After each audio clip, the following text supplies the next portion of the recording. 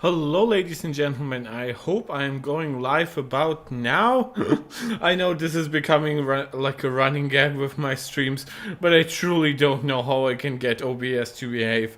I've tried like all kinds of different delays, so it all ends up with me basically sitting like a moron, waiting for the click to actually do something. But without further ado, hello, ladies and gentlemen. This is Marc Tech. Welcome to Marc Tech Check episode 2. We have done this a while ago. This was an attempt at a weekly stream. However, I usually talk about only one topic.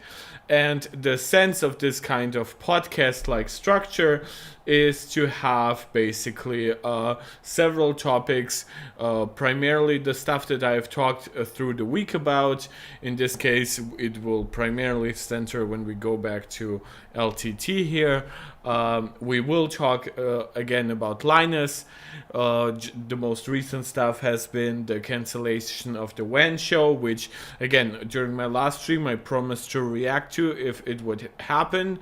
It did not, unfortunately, but granted, I was at that point still pretty happy myself because I really didn't want to be up between 2 a.m. and 6 a.m. So yeah, that was basically how it ended for that kind of work week, basically. Now we're in the weekend. I have not a clear idea when Linus is going back to somewhat regularly scheduled program, but we will see basically how it turns out. Leaving a heart in the chat for anybody who's joining right now. We already have a new subscriber. That's amazing. So you're getting a heart from me. Always hoping that those work, because otherwise it looks pretty embarrassing when I do them. Yeah, and as always, I look forward to interacting with chat. I fully expect that this stream will not have as many viewers as my deliberate LTT drama videos. However, I do really want to make this channel, and we have somebody new, Dream SMP. What's up? Great that you can be joining. So I really want this channel to go to not like my regularly scheduled program. Now I understand obviously what you guys are looking for more, but I do not want to compromise at my core of what I want to talk about, and technology is still first and foremost here. The reason why I've obviously covered LTT so much is because Linus Media Group is a tech and gaming focused YouTube conglomerate at this point, so I really wanted to make sure that my opinion on this important topic is like preserved. And I will not lie, it has helped the channel grow by 40% in terms of subscribers, doubling and tripling average views and watch counts. It's basically crazy in comparison to the size. Just the last couple of videos on LTT alone, we had no other topics obviously during those streams. Those 5 videos made over like 4,000 views, which obviously for any big YouTuber those are nothing numbers, but for a channel with less than 150 subscribers, that's crazy. So guys, please, if you still aren't subscribed, I really would encourage you, because the more of you commit here, even if it's in a light-hearted way like a subscription, the more the algorithm recommends this channel, the more people we can have in those streams, so you can have more fun interacting with other people, not just me. I can have more people to interact with, to respond to. I will always keep talking, even if there's only 1 or 2 people here, even if there's no people there, but I think it's the best thing for all of us. Dream SMP, I don't know if you have watched our last few videos. You're saying it's like Linus does not even care about their own employees.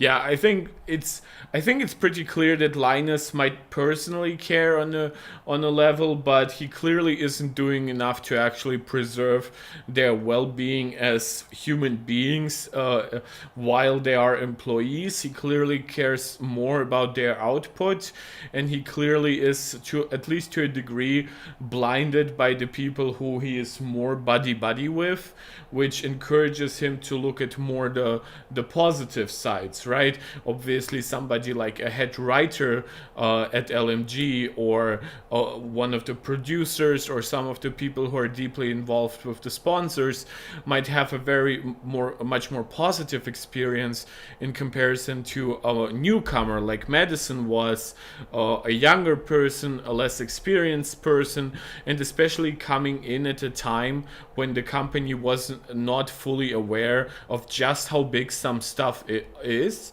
and they were like telling her that managing social media is like not really a job, or at least not a very demanding job, and now they have like 3 or 4 people handling the workflow that she was expected to do alone. Skittle Juice, bro, are you making this your new job? Well, I did comment that I am a med student, but so I am on holiday for the next 2 months, basically, and then I have my last semester of regular studies, and then I have my year of last internships, and then I'm a full-on doctor. I would have been finished a little sooner, but I got sick in the meantime. I was working on my doctoral thesis, so that prolonged basically everything by a little bit. So no, this is not my job. Granted, for like, this is more like a joke, but like, we have a Patreon supporter here, Rolando, what's his name, and that's obviously very much appreciated. I don't expect any of you to run out and support me on Patreon, but let's say I find myself waking up one day with like 1,000 supporters on Patreon, each giving $5, which I keep 4 off, and then through taxation it's more like 2.7 or something.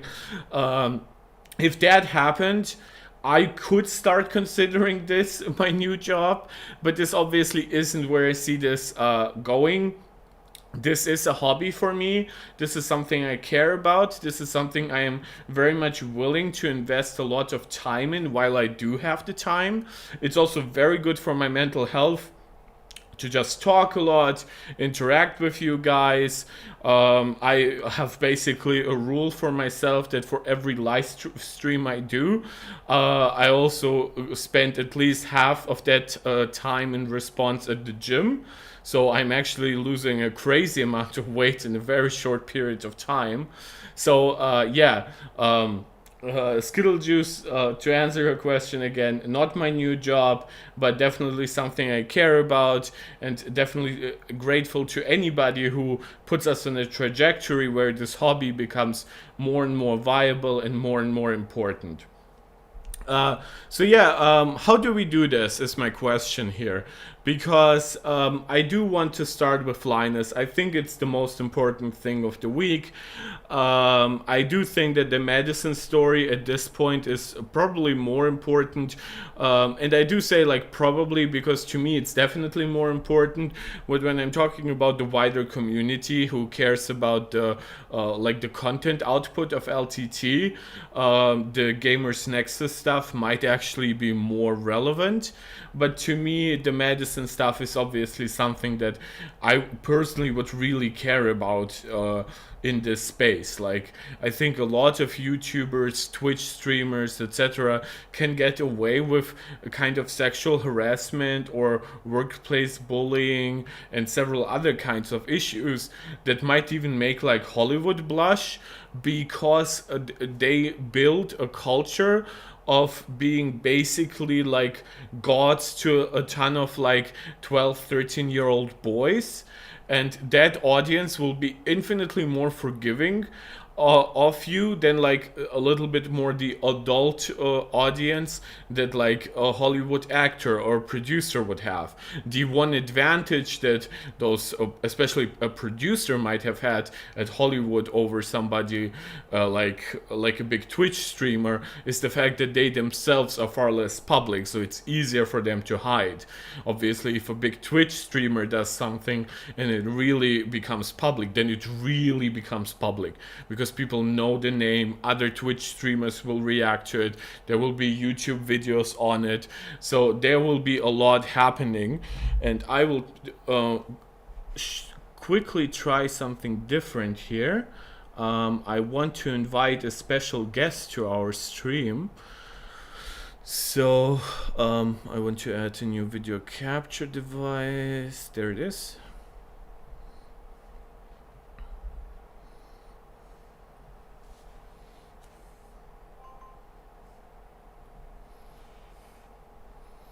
So basically,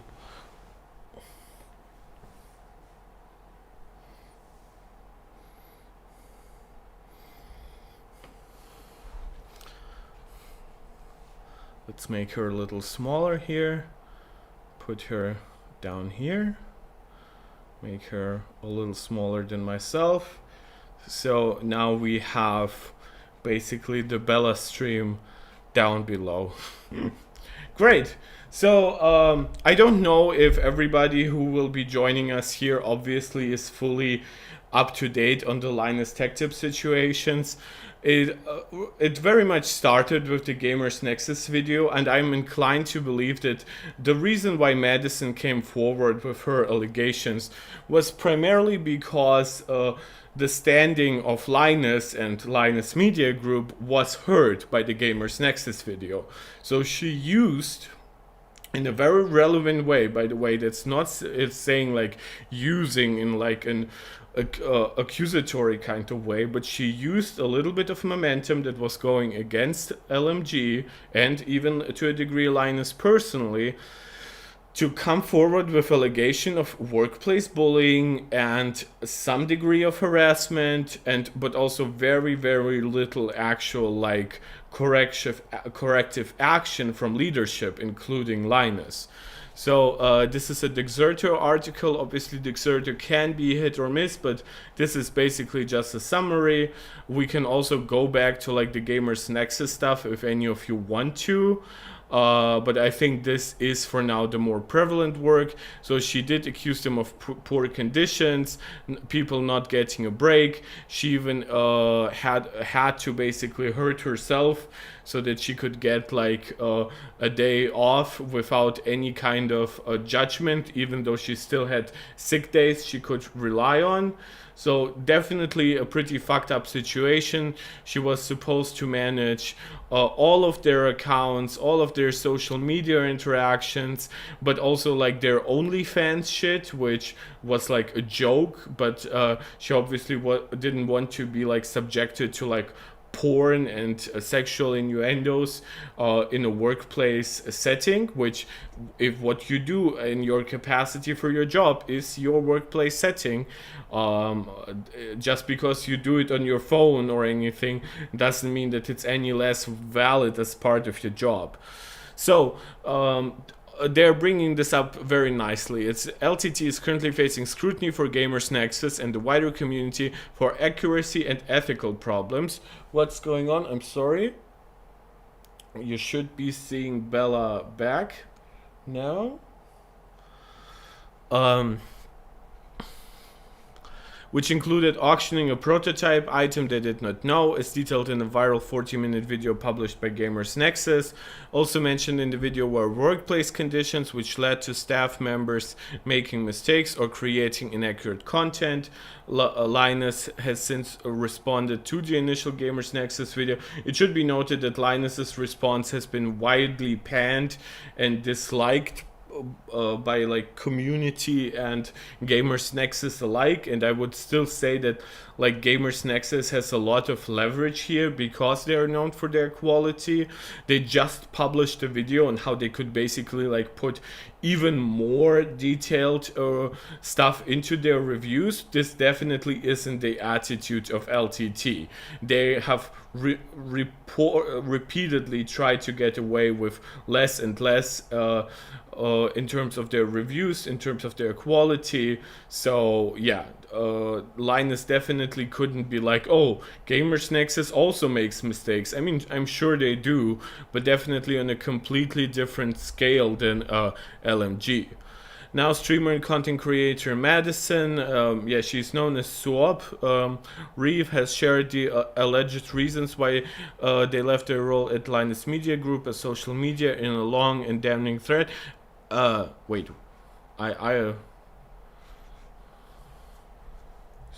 Swap.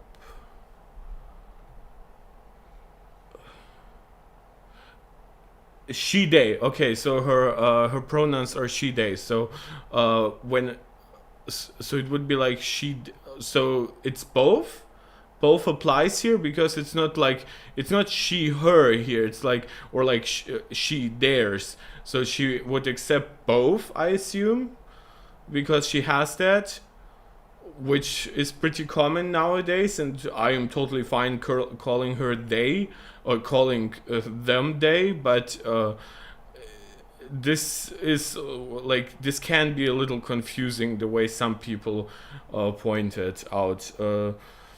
This article did basically refer to they, so let's just continue with that. They left their role at Linus Media Group as social manager in a long and damning thread outlining okay, so they are doing like the they and she stuff simultaneously here, which I usually don't like. I think it's far easier and like basically in the context of language to stick with one, but yeah, it's not like it's very important. Dream SMP, you are a little ahead basically of my plan here. I feel like the PS5 Pro and Slim is coming out this year or next year, because the PS4 came out in 2013, but the Pro and Slim came 3 years later, and the PS5 is nearly 3 years old. Yeah, Dream SMP, the difference here is that the change basically that they can enact when it comes to technology, it's just not there yet. So if they made something this year, they could use 4 nanometer, but RDNA 3 is not a very good improvement on RDNA 2. RDNA 3.5, even though ironically it's like a 0.5 gap, basically nomenclature here, it's going to be RDNA 3.5, RDNA 4. It's going to be a much bigger advantage. So the PS5 Slim will launch 3 years after the PS5, which is somewhat typical. But the PS5 Pro will launch 4 years later, which, given that we are now in the era of very much diminishing returns, I don't have a problem with that whatsoever. I think that there would be a problem if something came out like 5 years later, because then we are very, very much in the second half of the generation, and not even in the beginning of the second half. I think that, for example, if Xbox decided to launch an Xbox Pro, because it's not going to be like called the Series XX or something, and because they clearly don't seem to have any plans currently, if they decided to start working on it now and it would be only ready by like 2025, or like by late 2025 especially, I think that would be too late. Then at that point, I would much rather have they shorten the lifespan of the regular Xbox Series, and then just go to the Xbox Series 2 or something, and not introduce a mid-gen refresh that is gonna only further confuse developers on a platform where the Xbox Series S is already doing plenty of unnerving developers. But going back to LTT for now, it's like, so she has shared alleged reasons why they left their role at LMG as social media manager in a long and damning thread outlining her departure in 2021. Drew Walton, Microsoft Xbox Series X2 Pro Max. Yeah, the naming is shit. Like, it's not gonna work in the long term. They will have to either really double down and call it like the Series 2, how Apple does with the Apple Watch, but that will be very confusing with like the S and X sub-branding. Yeah, so that will be a nightmare going forward. Basically, the Xbox One completely screwed them. To be quite honestly, the Xbox 360 was the thing that screwed them prior, but at least the Xbox 360 was a successful generation, and the Xbox 360 was a terribly named console, but at least it was a console that sold well. It should have always been Xbox, Xbox 2, Xbox 3, Xbox 4, and we could have had like now an Xbox 4S and an Xbox 4X. People would be really comfortable with that naming scheme, but they really wanted to one-up PlayStation on a potential PlayStation 3, so they ended up naming the Xbox 2 the Xbox 360. And of course, yeah, at some point we will need some Ultra and Pro Max versions there. Agree with you, Dream SMP, Andrew Walton, on that. So, we are getting a little distracted though. Leave some comments about the situation here if you like. Basically, I mean, we have gone through the entire thread, so I will not spend way too much time on this. I do want to basically recap a lot of the topics and then basically like listen to what you have to contribute, or what you want me to contribute further. So yeah, basically, she said, I never publicly made any statements regarding my time there because I feared even more backlash. A lot of people have tried to like basically say, oh, she's only posting this now because like Linus's weekend. Well, yes, exactly. That's exactly why she's doing it. It's very smart. That doesn't take away anything from the believability. And as I've said in my previous streams, believability does not mean that I automatically believe all her statements. Sometimes some statements will look egregious and unbelievable. Doesn't mean that they are all obviously wrong, but I as a human do come with my kinds of biases up front, and this basically didn't trigger any of my negative biases towards that kind of like explaining what happened. I thought she had great like internal logic and consistency to what she said. I think that it all lines up with a bad internal culture that would also lead to a ton of mistakes, a ton of overworked people and stuff, shit like that. So to me, it all made perfect sense. Whether it's obviously 100% correct, that is not something that I will comment on until we see more from the internal reporting. Maybe she would want some kind of criminal investigation, though I doubt it.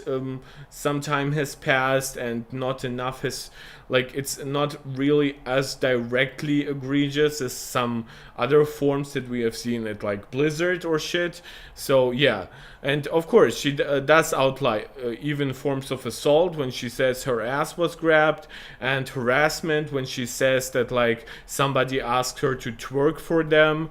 Sexism is obviously plays a part in all of that coming together, and all of this would of course be also inappropriate in a workplace environment. In fact, it would be inappropriate in most environments unless you're doing that with a consenting partner. Yeah, and I've also outlined, I've gone through her entire thread where she said that some managers didn't like her because she hadn't gotten drunk with them before, which they said in that like, haha, just joking, but actually I'm not kind of way. Fully understand that it's really fucked up with some kind of employers. They really want to feel buddy with you, and they like already have more problems accepting women in that kind of role, and especially if those women don't act along, like with their jokes and with their often inappropriate behavior. This is what you will get, and that will have long-term consequences on how you are treated, and of course with that, how you feel at the company. After I came forward about being assaulted, someone accused Linus of inappropriate conduct on Twitter. He came over to my corner and started berating her, calling her insane, mentally ill, an attention seeker, and just digging into this poor woman who felt wronged by him. Yeah, it's all fucked basically. I obviously do not want to blame any individual at LMG because Madison herself hasn't said who did what.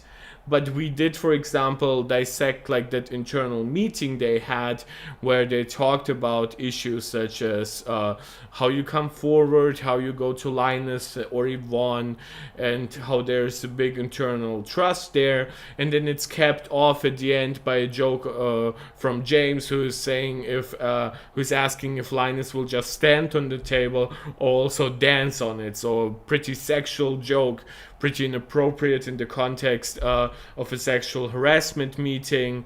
So it basically, there's a lot of drama, even in moments where you could think that like a big company such as this would have some elements of cleaning it up, even if it's artificially, even if it's just internally.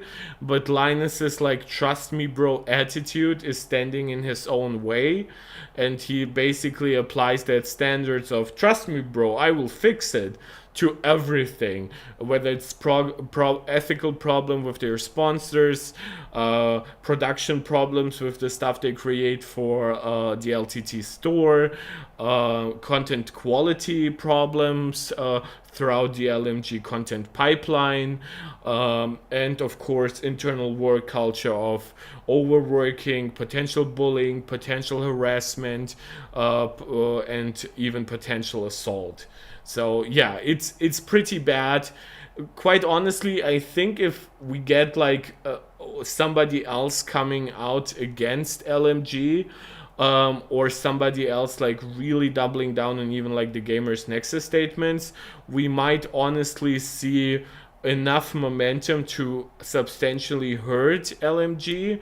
I think for now 2 issues, even if it's a lot, for a channel that has like 15 million subs and all, I think they will still be able to deal with it, but obviously will come off just the tad scaffed. Still, like, it will hurt, but I don't think it will destroy them, which I don't think is the intention of either Gamers Nexus of Madison, as she herself said that this is her dream job, like working basically as social media for a big company like this, but they basically destroyed almost her dream, and that even if the job was extremely like a hurting experience for her, fundamentally she like still feels an attachment to some of the people there and to the kinds of work she did.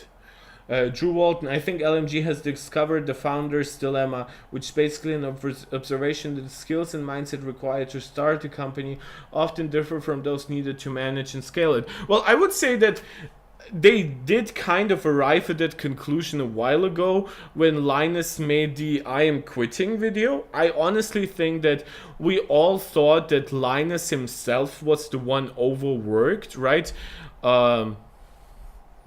Linus, I am thinking of quitting, right? That was the video, right? That's January 2020. That's 3.5 years ago. I think that we all thought that Linus was like personally overworked because he's like the head honcho for everything there. But I think we didn't properly evaluate just how overworked everybody else probably also felt at LMG, and that likely Linus wasn't the only one thinking of quitting. So maybe he should have taken that up at that point. And like even like his attitude of I'm bringing guys, tell me, the people who are here, we don't have that many people watching right now, but would you want me to react to this video in the context of what we know now? Do you think this is worth going through? I promise I won't turn 30 minutes into 2 hours, but would you want me to dissect this? Drew, you're saying an emotional attachment to the original idea can make it difficult for founders to pivot or adapt to certain situations. Well, they do have a new CEO. They should have just installed him into this position way sooner, and they should have never made Linus also manage shit like sexual harassment. Coming forward to the CEO should always be a last resort. So it's really, really difficult to analyze. Net Pagan, this happens when the startup companies don't have a proper HR. Yeah, which seems like they don't have one. They managed in they mentioned in like that video that they have like an external HR firm, which and they do have some internal HR resources, but it was never properly outlined who outside of Linus and Yvonne could really manage and maybe even enact some change and even some punishment if we had like clear documentation of sexual harassment or abuse or even workplace bullying at the company. We should have experienced we should have experienced managing people. Colton is literally wearing 3 different... No. Colton is not wearing 3 different hats. Isn't Colton wearing 5 hats at this point?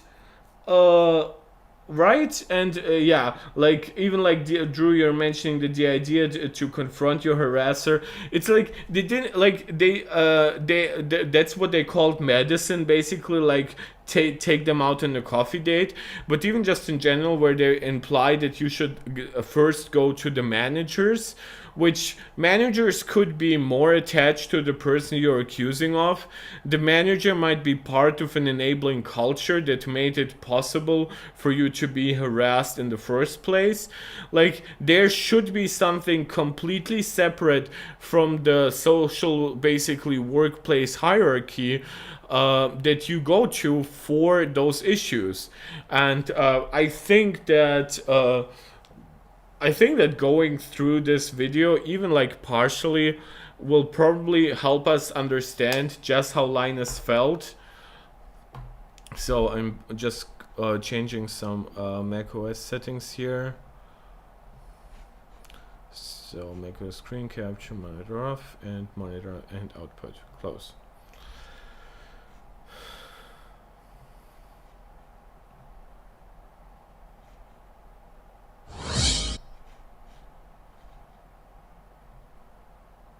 This is your... Okay. I apologize so much for it being super loud. I will be reducing the volume substantially. IT team. They're using Ninja One, an IT management platform that makes it easy to support... Guys, please let me know, do you have like double sound on your side, or is it really just for me with like the latest OBS version? Like, maybe it has some problems with the macOS Sonoma beta, but whenever I'm doing audio through like the web browser, it just doubles my audio. What's up, guys? So I've actually had a pretty hard time pressing the go live button for this. I mean, I've made some notes as I do occasionally. So guys, how do you hear this? Does that sound all right to you, or is it bad audio? Drew Walton, an anonymous reporting mechanism that everyone actually knows about would be quite helpful too. Yeah, it seemed like that meeting was like maybe their first time ever, like really giving a big explainer to everybody. I think they were really like willfully blind to issues that would arise at a company of their size. And it's obviously very clear that something needed to change, and I don't think that enough did. And I hope that going forward that they will have like better resources for this, stuff that is better available and stuff that also is like better explained to people in the first place. And of course the fact that they were keeping on with like the 69 joke and the apology video didn't help. Okay, NetPagan, you were saying the video sounds good, so it's only on my part, so I'll basically have to deal with like very shitty audio in my AirPods. I have no idea why my AirPods are fully functional. I think this is just like an issue with OBS and the macOS Sonoma beta, and there wasn't even like a new beta for me to install this week to fix this. But yeah, I work out with the AirPods and I walk around with them all the time. They work well. Of course, got this stupid stream audio on. Normally I do a better job of collecting my thoughts before I broadcast to however many thousands of people this is ultimately going to end up being. But hey, we hit 10 million subscribers today.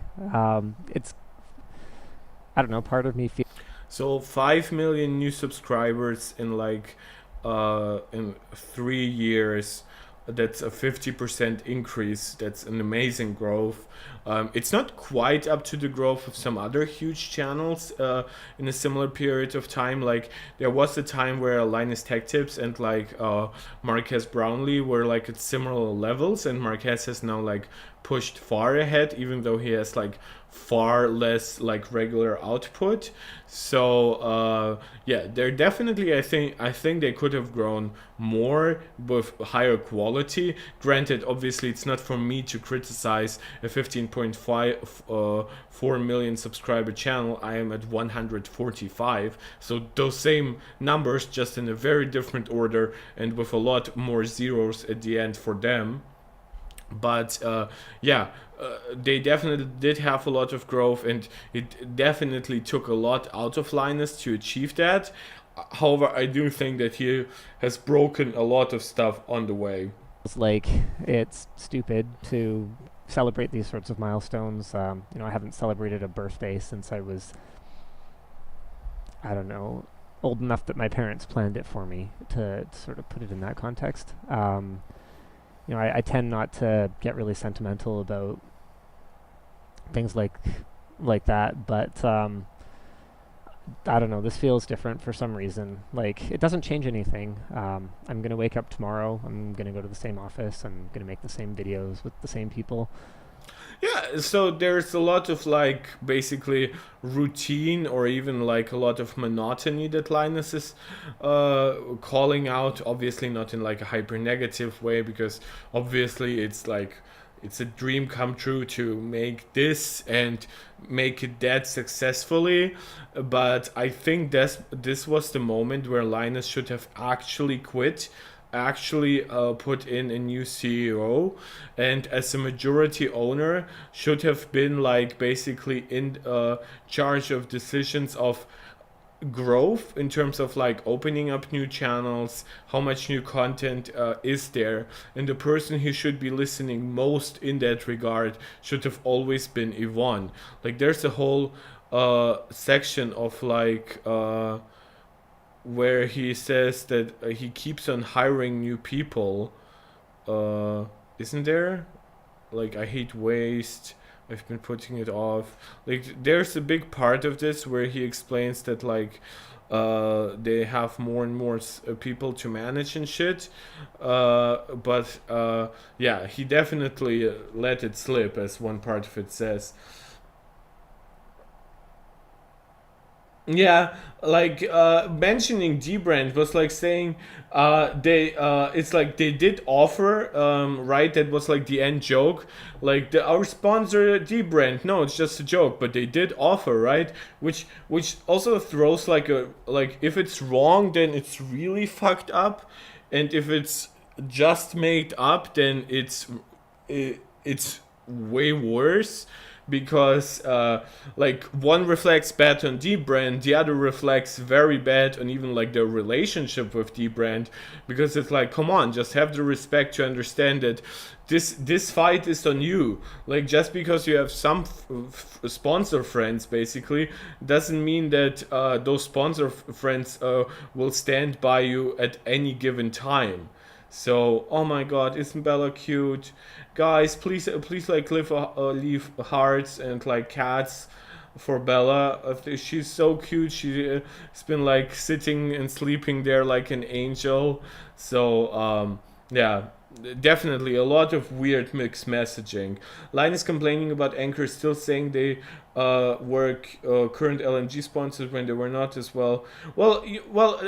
Yeah, like Anchor basically like didn't divorce themselves from LTT in the way that Linus wanted, after like they let them go as sponsors because of the Anchor like data collection controversy and stuff. But overall, like, yeah, Linus has done way worse shit with sponsors, so it's not like it's really very much his place to judge.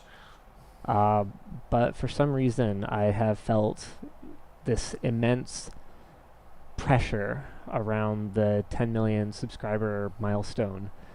And honestly, Nick, I'm sure you're watching this. You weren't helping today. He came in, he's like, yo, it's go time. It's like 600 more subscribers. I'm like, yeah, I know. It's like you're supposed to make an amazing video. You're supposed to have like a really heartwarming message. And like, honestly, more than anything else, I consider myself a professional writer at this point, right? That's what I do more than anything else with my time. Actually, I mean, that's kind of a lie. I'm more of like a copy editor. But, writing is really what I do. If I wanted to just write some heartwarming thing, it's fine. I can crap that out in my sleep. But I could... Yeah, and I do have to say, though, like... I don't want to call Linus out or any of the other writers out, but it's very clear that they're hiring people with like shared interests, which of course is great, but you do want somebody tech savvy to like write jokes for you, and some of them have like backgrounds in writing or acting. Like overall though, I'd never considered like their writing, even in like their top 5 strong suits.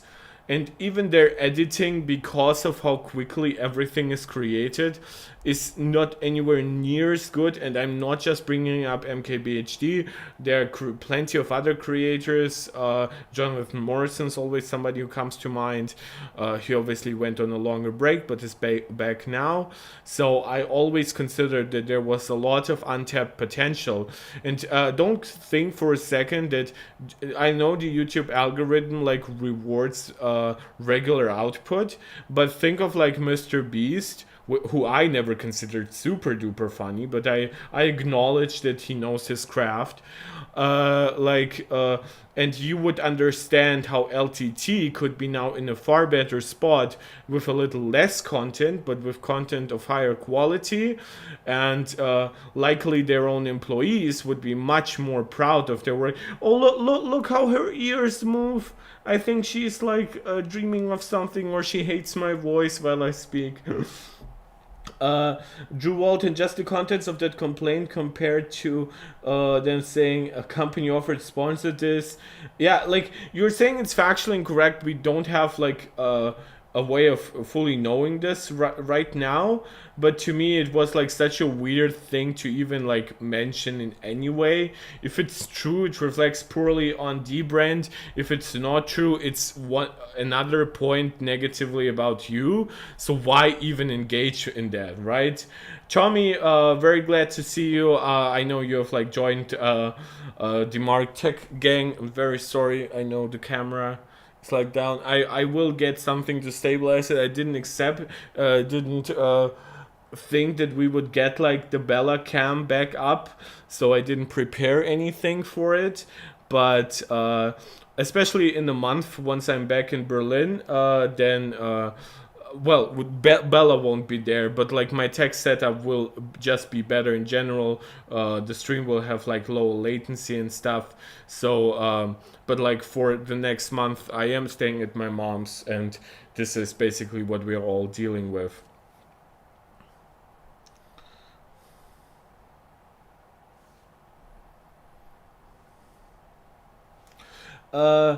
Ned Pagan, I'd really appreciate you would react to a video from an actual professional responsible of a science lab. Ned Pagan, can you say what kind of what I should look up on YouTube? I will very quickly still go through this, because I mean we've already started it, but overall, if that video looks like worth reacting to, I will. Tommy, you're saying you must say I've been a fan of LTT for a long time, basically since 2013, but more for the entertainment stuff like Scrapyard Wars. Yeah, that was funny stuff, and a lot of like the Luke adjacent stuff was always some of the best in my mind, and I was a little sad that didn't like permeate more of LTT, but yeah, it is what it is. Basically, we know already what it has become. I mean, if they're going hard into infotainment again, but with better data accuracy and put their lab to good use, that would be ideal. Well, for that, they would still have to figure out, like, all of their, like, internal processes for the lab, right? That is a big problem, which is whatever of the lab is, like, still, like, active. That doesn't mean that it's all good, right? Just because the lab is now up and running doesn't mean that that lab will create good data without like proper oversight and stuff.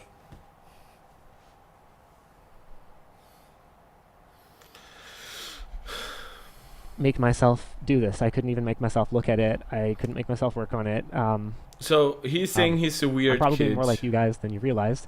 I mean, like when I was a kid, I had friends, yeah, but like 2. You know, I was one of the weird kids. I remember doing things that embarrass the heck out of me now.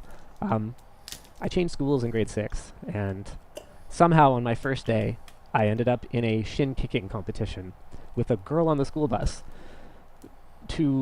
I mean, what I was trying to prove to anybody, I have no idea. I don't even remember anymore. I mean, and then on that first day, I mean, it's very human. So, yeah, the I'm done stuff is probably the most. Anyway, yeah, I turned out okay. The night's kind of a mixing pot of emotions for me. This is an incredible milestone, one that kind of marks me achieving everything that I could have possibly, like if I'd sat there, you know, on day 1 of my life, and been in the kind of mental state, you know, infant state.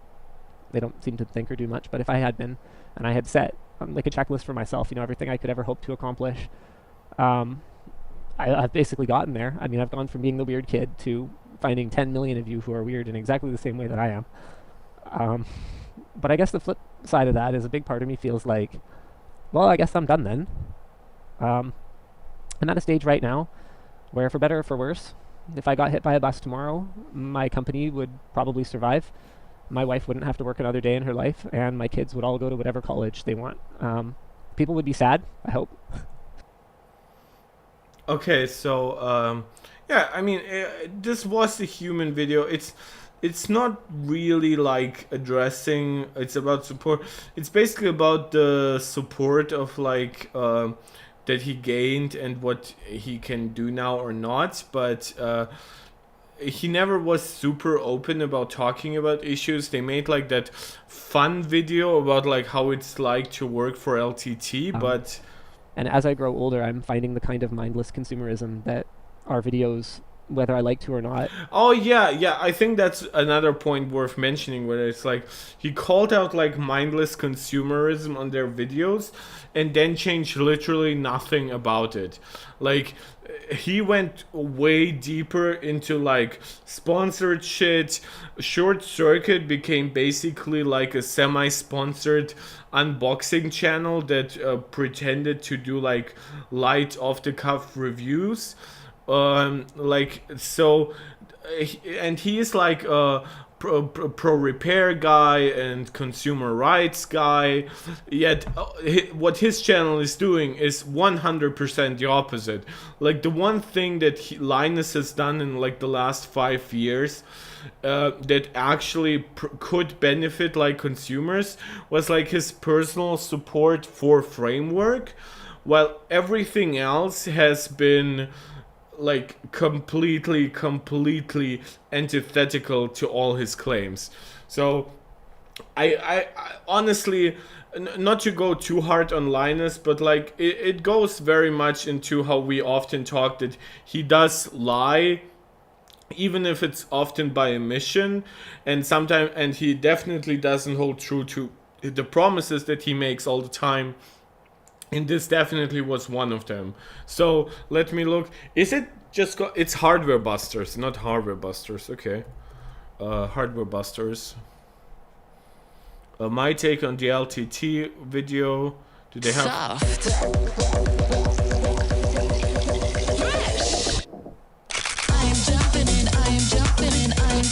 Oh my God, ads have gotten so long. like I'm a YouTube Premium user. I'm just logged out because I'm so sick of like YouTube showing my fucking email the second I just switch websites or anything. That's why we're going through the ads right now.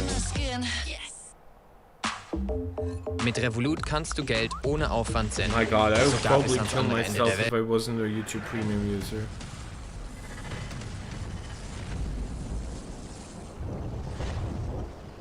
Hi guys, hi to the bastards. Well, in the lab, I couldn't help but notice all the noise that happened yesterday after the video that Steve posted.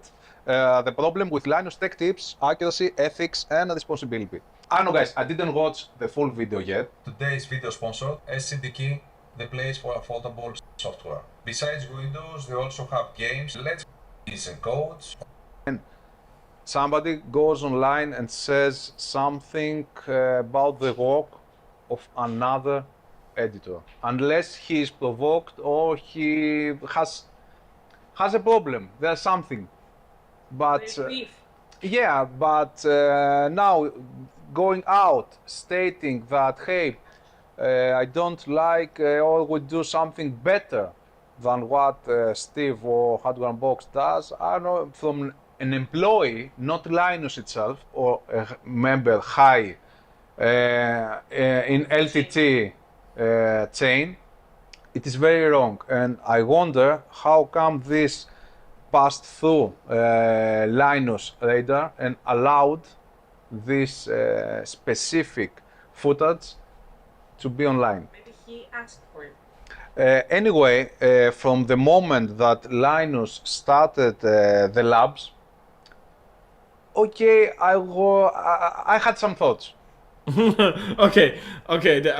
Now this is where it gets somewhat good, I assume. Like, he had some thoughts when Linus was basically into opening labs, and yeah, it kind of makes sense. I think a lot of people who actually do like scientific shit and other work, like serious work, I think the way that Linus publicized a lot of the LTT Labs construction also ironically opened him up to a lot of criticism, because people could like watch stuff that was clearly going a little wrong.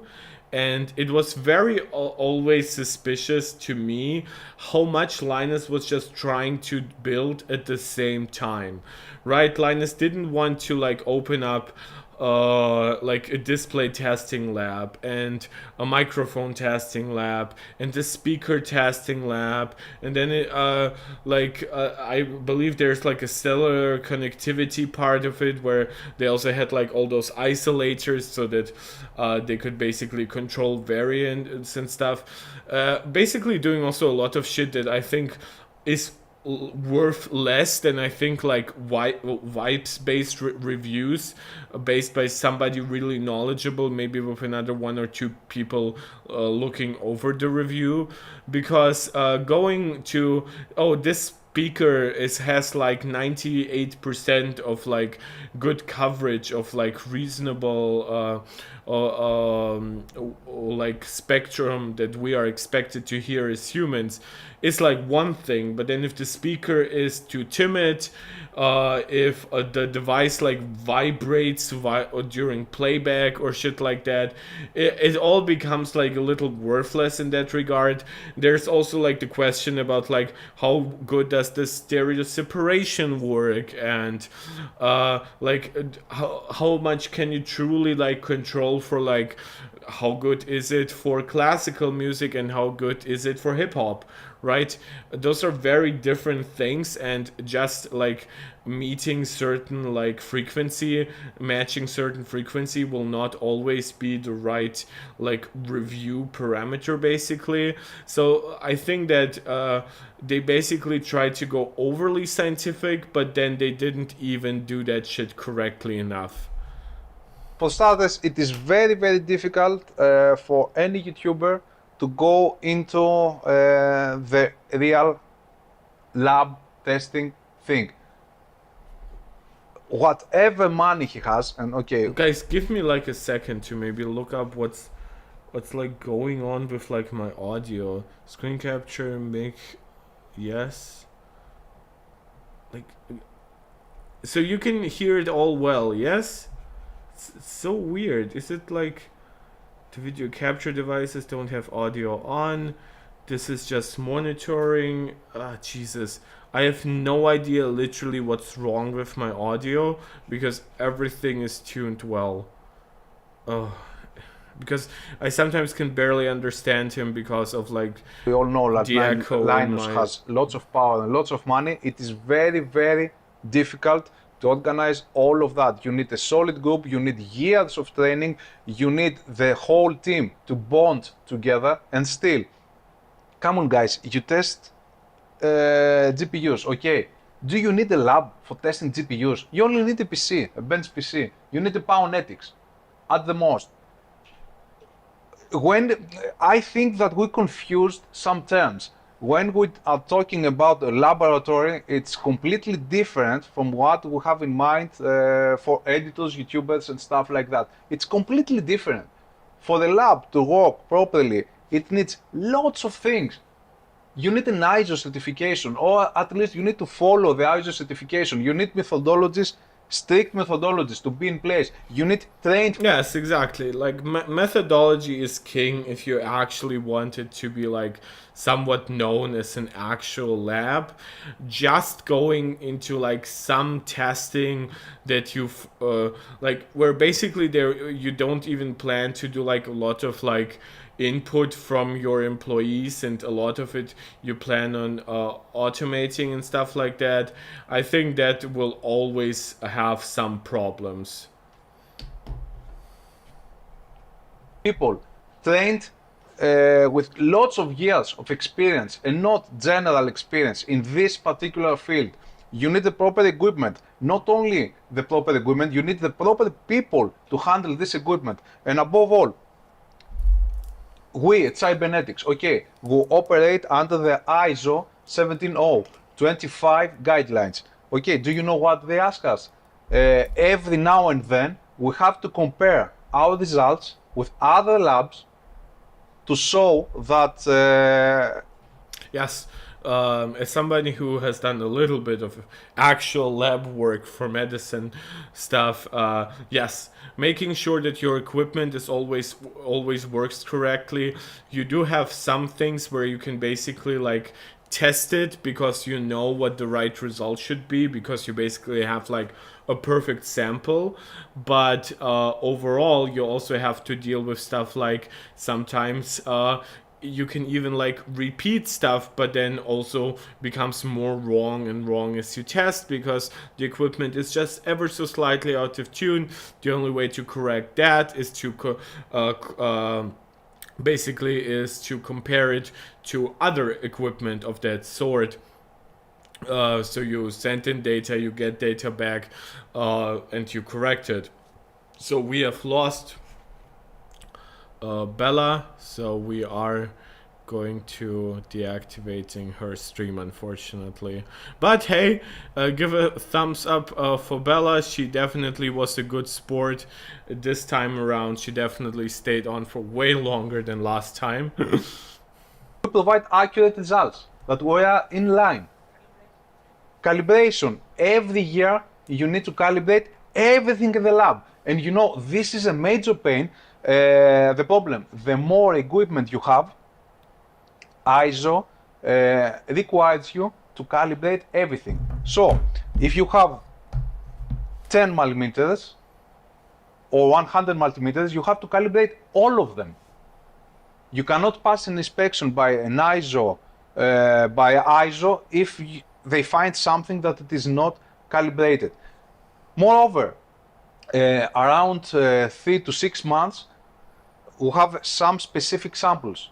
Okay, we retest them to see if the results are identical to the results that we got 6. Yes, so like again, this is obviously he has expertise of actually running a lab. I have some very small expertise of helping out in a lab, but it's something that you see, especially the more expensive equipment gets, and especially like it's not even something that like for me obviously it involved like working with equipment that like tests blood and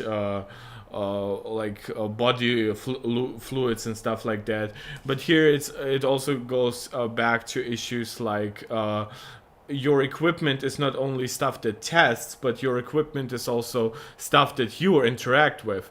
Like if you're testing even for like color accuracy on monitors and stuff like that, you also need like your own equipment throughout it to be quality, and then you cannot just update one thing like to new settings and or also like calibrate it. Like a lot of stuff needs to be like recalibrated often once a year, often even sooner. So and then you have to do all of it. This idea that Linus was attempting to do all of those testings simultaneously was always extremely problematic with just how much work it would be throughout every cycle.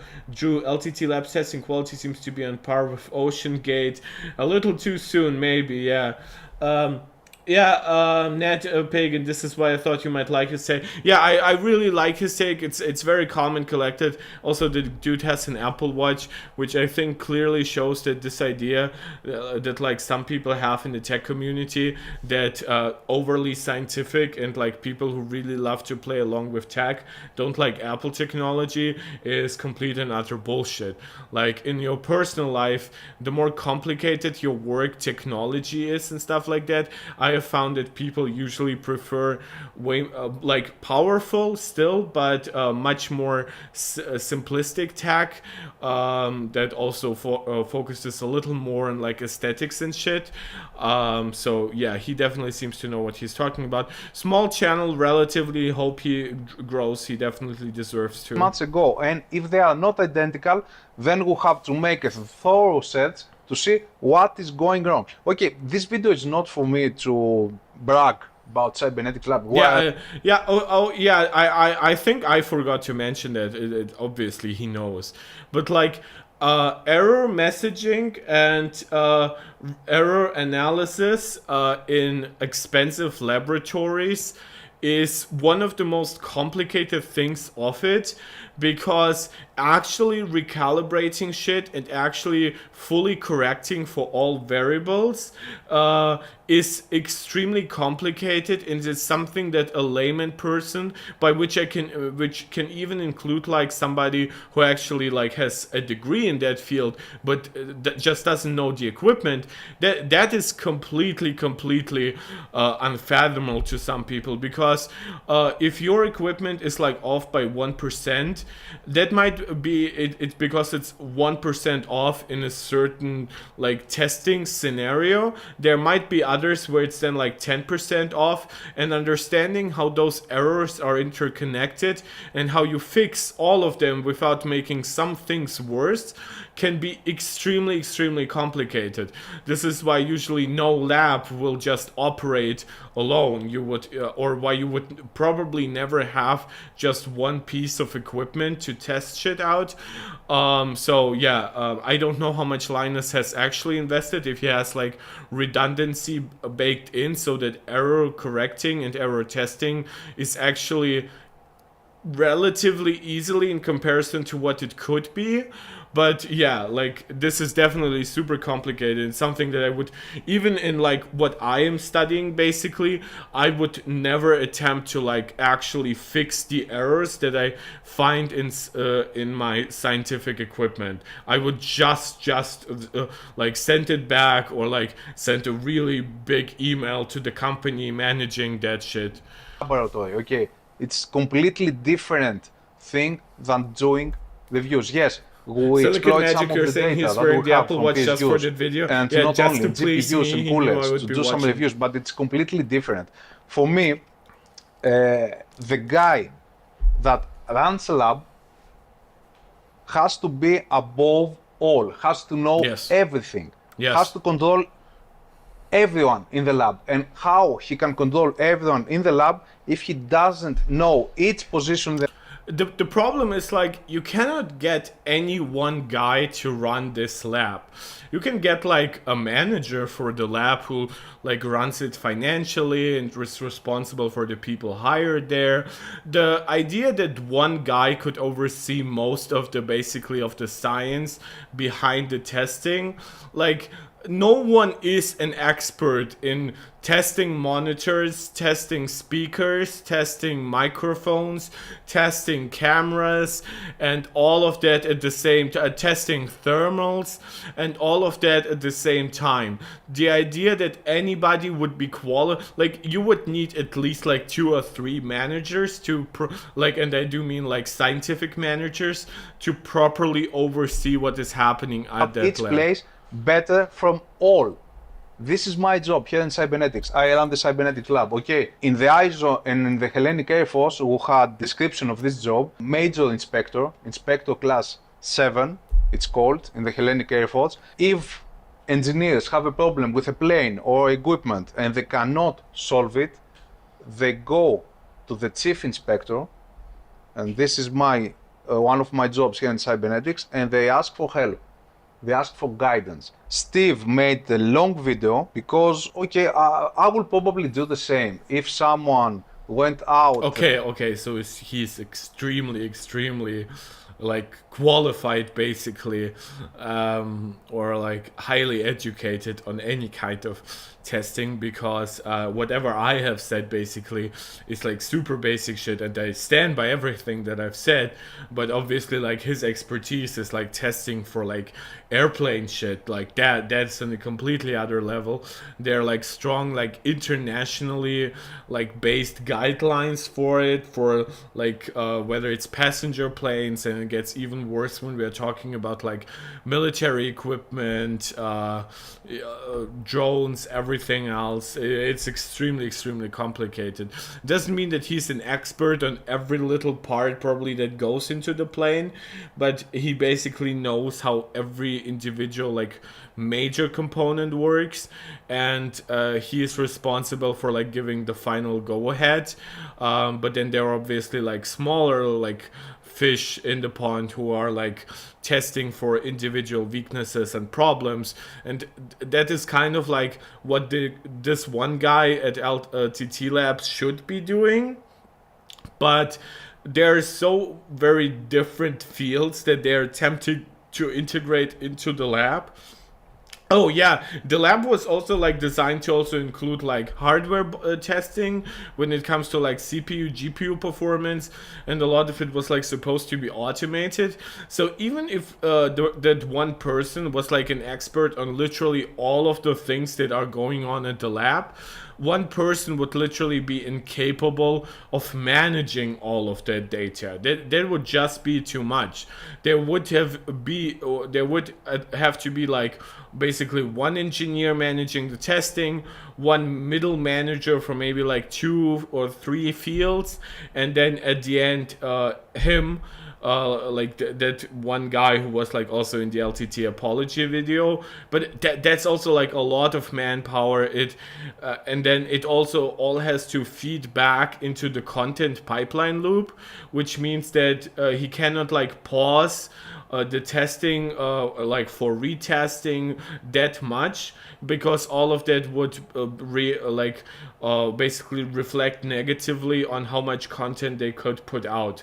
So even if that person was super qualified, the entire institution of Linus Media Group would basically be a bottleneck to them doing a good job. Said some things about me, questioning my capability to evaluate products. I will probably do the same. So I can totally feel Steve.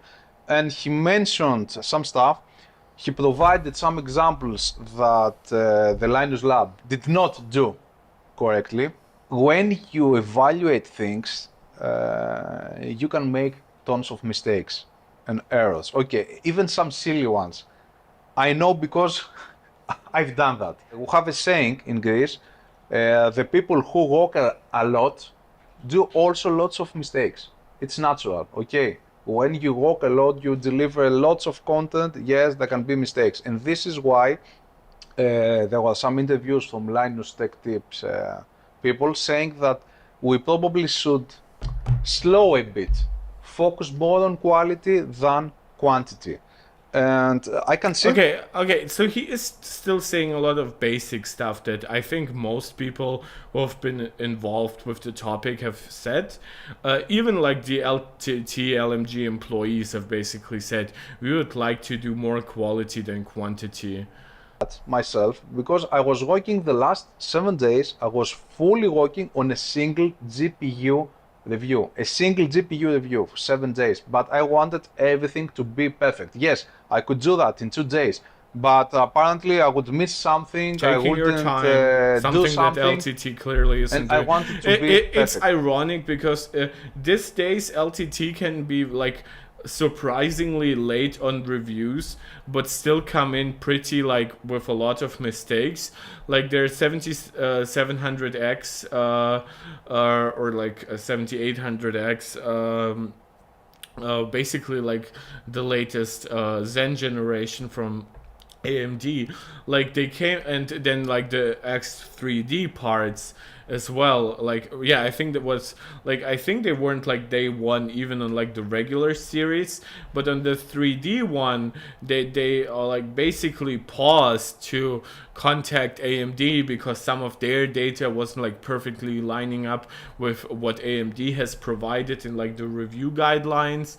So there's a lot of like where clearly they attempt to still get shit to day one and the qualities accordingly, but then they maybe have a mistake or two and they try fixing it and then that takes longer, but everything else about the video, which still might be like wrong on other levels, does not get addressed because the people originally working on it had to basically start working on something else in the meantime.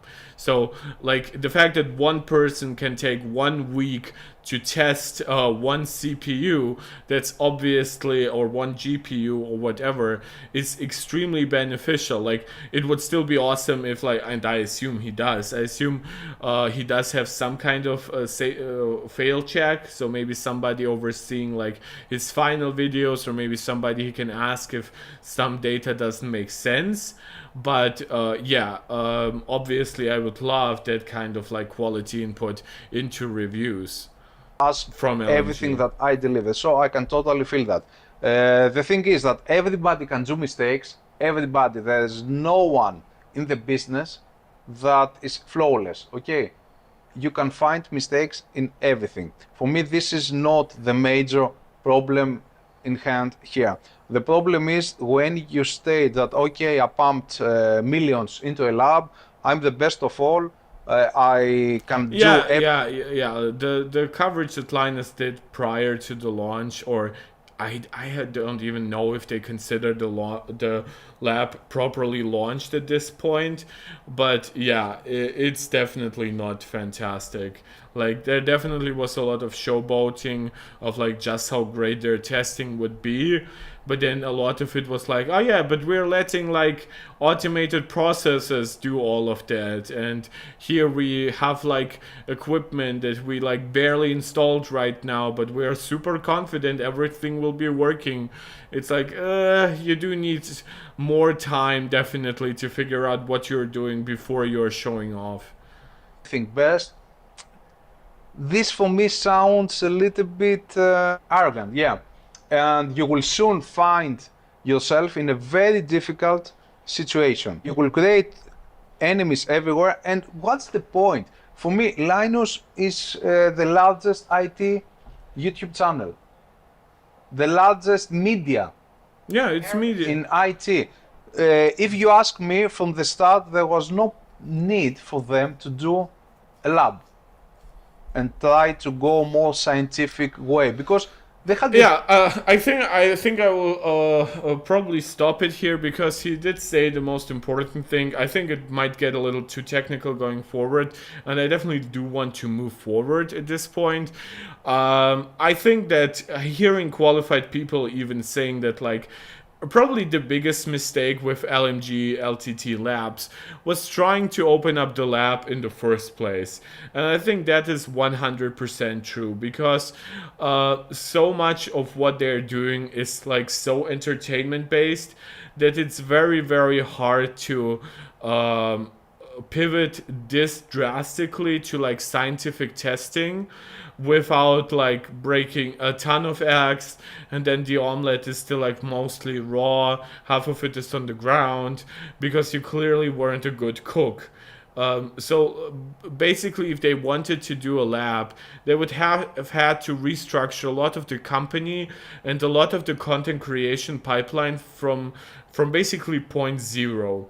And I think that given the number of subscribers they have, given their reliance on like daily output, this was basically impossible. And I feel a little vindicated, and I do think that most people agreed with with this anyway. It's like the fact that clearly highly qualified people and then industry people as well, like Gamers Nexus, are saying if you are trying to pivot to this information scientific route, you aren't even trying to do infotainment, right? Much less entertainment, which is like channel super fun, and even like Secret Shopper to that degree is like more entertainment than anything else. But you're clearly trying to drastically change the nature of how you do reviews. You need to do it better. So I definitely agree with this. I think he brought up some awesome points about like how it's done basically for him with like the managerial aspect, and I think the fact that he clearly knows what LMG is and how it operates. I think his criticism are very valid.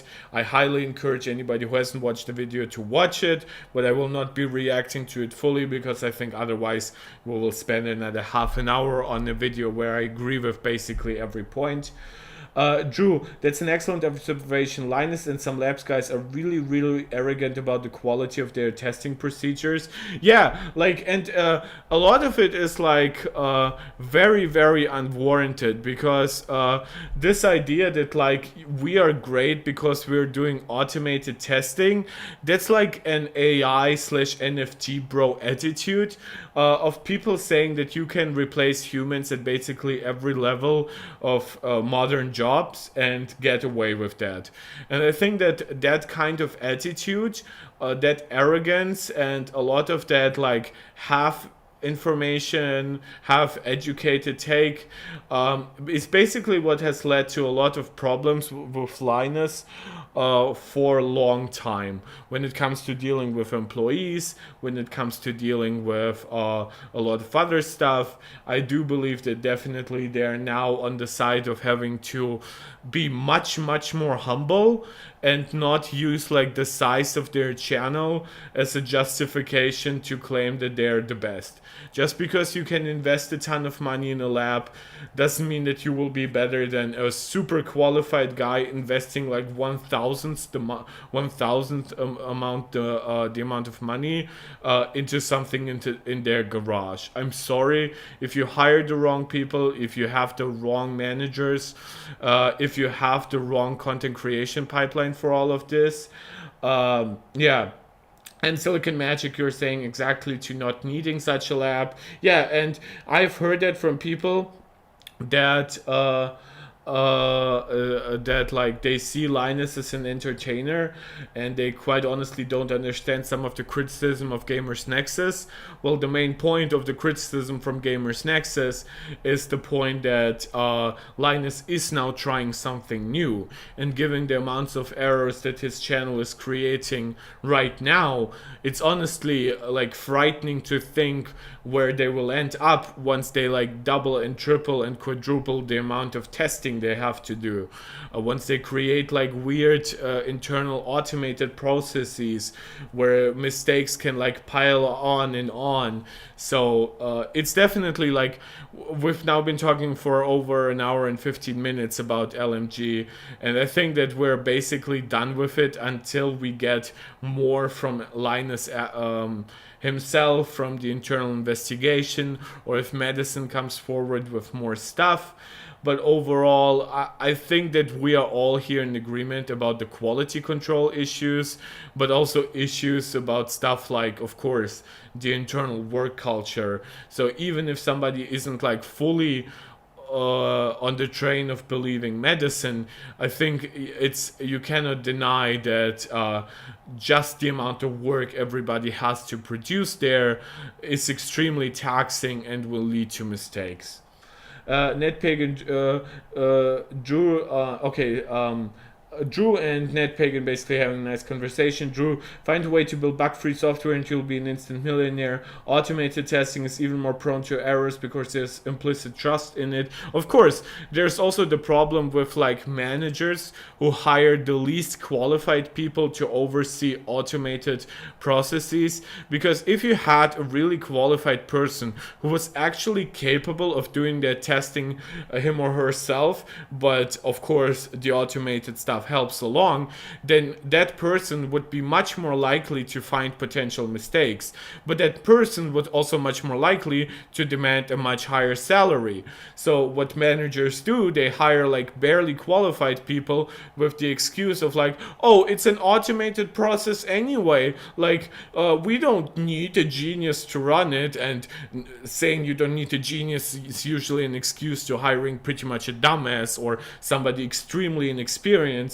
And then they wonder why mistakes keep piling up, because especially infancy automated software needs a lot of love, and it needs to be a lot of like control checked all the time and stuff. And what happens if it even crashes, like, and like you try to rerun it, now it shows like different results, and that person testing has no idea what data they're looking at. So it's all extremely problematic. Nate Pagan is agreeing with Drew. HB, that was the channel. I somewhat forgot the name. HB goes into that subject on that subject and actually calls us Linus for hiring an Asus marketing guy. Yeah, again, we have covered Linus's ethics issues. I have repeatedly said that I think there are significantly better channels than most of LMG channels for a lot of like hardware reporting and stuff. So this is why I don't even think it's controversial to just say, watch somebody else. Maybe that will teach them a lesson. If like a video they expected to have 1 million views suddenly has like 500,000 or maybe even 200,000. Obviously that would need to be a big organized backlash, but I think we are not in the era anymore where we have to rely on any individual channel for anything. And it's important to let content creators who aren't living up to the standards we expect, to let them know that it's now time to change. Like you remember like the meme with the guy with the clock, and he's saying it's time to change. Like that's basically what is happening now with I would say several channels and streamers, but definitely very pronounced in this conversation about Linus Media Group. Just making sure everything is still working. Yes.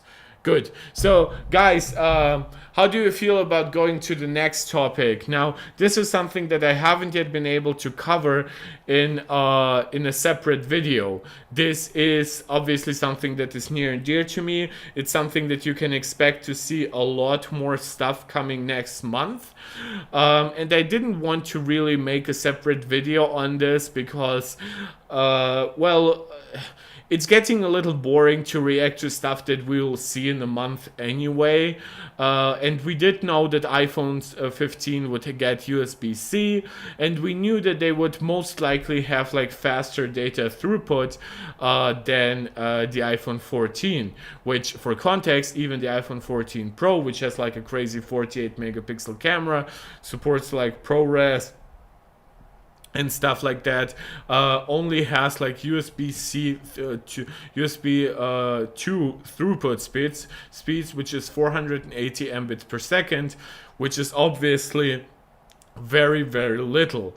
And Thunderbolt, if we're going like with Thunderbolt 4 speeds, would be 40 and most expectations would be like 40 gigabits, and most expectations were that it would be somewhere between that, like around 5 or 10, which would line up with most like high-end Android devices. But some recent stuff has come out suggesting that we might actually get like the MacBook stuff style, like full speed Thunderbolt on the USB-C, at least on the iPhone Pro, not necessarily the regular or the Plus, but here this is the one that's supposed to be the Pro Max. Akrim and why this year iPhone 14 Pro is heating. Akrim, can you say that in a different way? Do you mean like your personal device is like overheating in any way? It could be up to bugs on your device. Like maybe you have like a software version that needs an update. Maybe you need to like restart your iPhone. Do you mean like the recent controversy about supposedly batteries going down quicker? I disagree with that. I think there's been like zero good data provided. I think people who have previously been like lucky with iPhones showing very little battery degradation in the first year are over interpreting a faster drop in the iPhone 14 series after 1 year, because most people don't understand it, but the way Apple calculates battery health is constantly changing, constantly evolving, and is basically somewhat incomparable from generation to generation. That doesn't mean that the number shown is completely wrong, but it could be that when your device is showing you 100% after a year, maybe 1 month later it will start showing you 92%. Because like it was really like erring on the side of like higher, but then it like really did some recalculating and now it knows it's 92. But sometimes you just have devices that calculate it very smartly, very gradually, and I think that the iPhone 14 has actually been very, very good at calculating its drops. My iPhone 13 Pro Max, for example, in its first year, like in its first 10 months, basically didn't drop at all. However, then in a super short period of time, it dropped to like 90, and then even to 86%. Now, we did have a very hot summer leading up to like the 1 year anniversary of the 13 Pro Max. So I understand that it hit the battery extra hard, but definitely not enough to like lose 10% in 1 month. And then it dropped to 86, and the funny thing is that my iPhone 13 Pro Max is still on 86%. So this idea that the iPhone 14 is degrading in some kind of artificially fast way, I will completely deny it. I think the thing that could hurt the 14 series in comparison to the 13 is that iOS 16 had like one major buggy release that really hurt battery life for like a month or even 2, depending on how quickly you updated from it. And the other thing is that on the Pro versions you have the always on display, and the always on display what could be a major part of creating more heat, more demand on the device, and obviously also just in general draining your device more quickly. So while you might have like a device for a year, it could have like 10% more cycles on it already, and that could push it over the edge to show you a dramatically lower battery health number. Drew, being that the next topic seems to be the iPhone 15 Type-C connector, I would expect Apple to find a way to lock out or otherwise hide their performance of non-Apple cables. There was some reporting on it. I would still advise against that stance until we actually see it. For one, the European Union will probably have some words with Apple about that. The other point is also like, will Apple maybe my theory here is that Apple will show you that an accessory is unauthorized if you have a non-authorized cable, but if you basically have a non-made for iPhone cable. But I would assume that it still works. like you can basically like click trust this accessory, and then it would do as much as it can, like basically like safely assume would work through that cable. But by the way, guys, don't forget that like most cables are like shit. Like I've shown already like my semi-broken USB-C cables, but those are like not in any way Thunderbolt anyway, right? They're rated for supposedly 100 gigabits of charging speed, which by the way they rarely reach. But which, granted, my iPhone, my MacBook 14-inch doesn't really need it anyway. But it definitely does not have adequate data throughput speeds. I don't even know what it's rated at. I assume it's like 5 or 10 gigabits. Some cables are even just 480 mbits, right? A lot of cables are just meant for charging and not data throughput. So if your cable doesn't work like with the iPhone, like delivering you high-speed data transfer, and you don't even know what that cable is rated for, don't automatically jump to the conclusion that it's the iPhone's fault. Drew, you're saying you wouldn't be shocked if it happens. Neither would I, and I will call Apple out if it's unnecessarily restrictive. I am against some of the ultra pro-consumer rights statement that like a device cannot even tell you that an accessory is not properly tested. I think it's perfectly fine for a device to show you the message that this accessory is not authorized. Do you still want to trust it? I think there will also be a point of like, especially if it's like USB-C will have like an input on secure, have basically like a change on the iPhone security in the way that Lightning never had. Like, sure, we did have like some attempts at like storage devices that are Lightning based or anything, but like primarily you connected like camera accessories, you connected like even like SD card accessories, which by the way was designed for the iPad, so not even that was designed for the iPhone. But overall, I would say that USB-C, because of its capabilities, not even because of its capabilities, Lightning is very versatile, but because of the adoption of USB-C into accessories that could potentially breach the device's security by basically like putting malware onto the device and stuff, this is where Apple built what Apple built security for. I understand that there's an inherent mistrust to Apple and how they manage accessory rights and how people basically have control over their own devices or not. But Apple's experience has always been, like the Apple device experience has always been about a somewhat more simple and more secure space than anything else. Like Macs, even though they are supposed to be as capable as Windows devices, have always had a few more restrictions on how to handle them. Especially like in comparison to Linux, there really is no comparison to that. And on top of all that, you also have like issues where the iPhone, with all your photos, with constant camera and microphone access, will provide an actually unique potential for like malware, fraud, and etc. to happen. So while I will not excuse when Apple does something bad, I will gladly add context to why I believe some of those things happen. And it's not always just greed. Guys, Apple makes more than enough money on the iPhone and cases and stuff alone. They don't need to sell you necessarily an extra new cable. That's not the case here.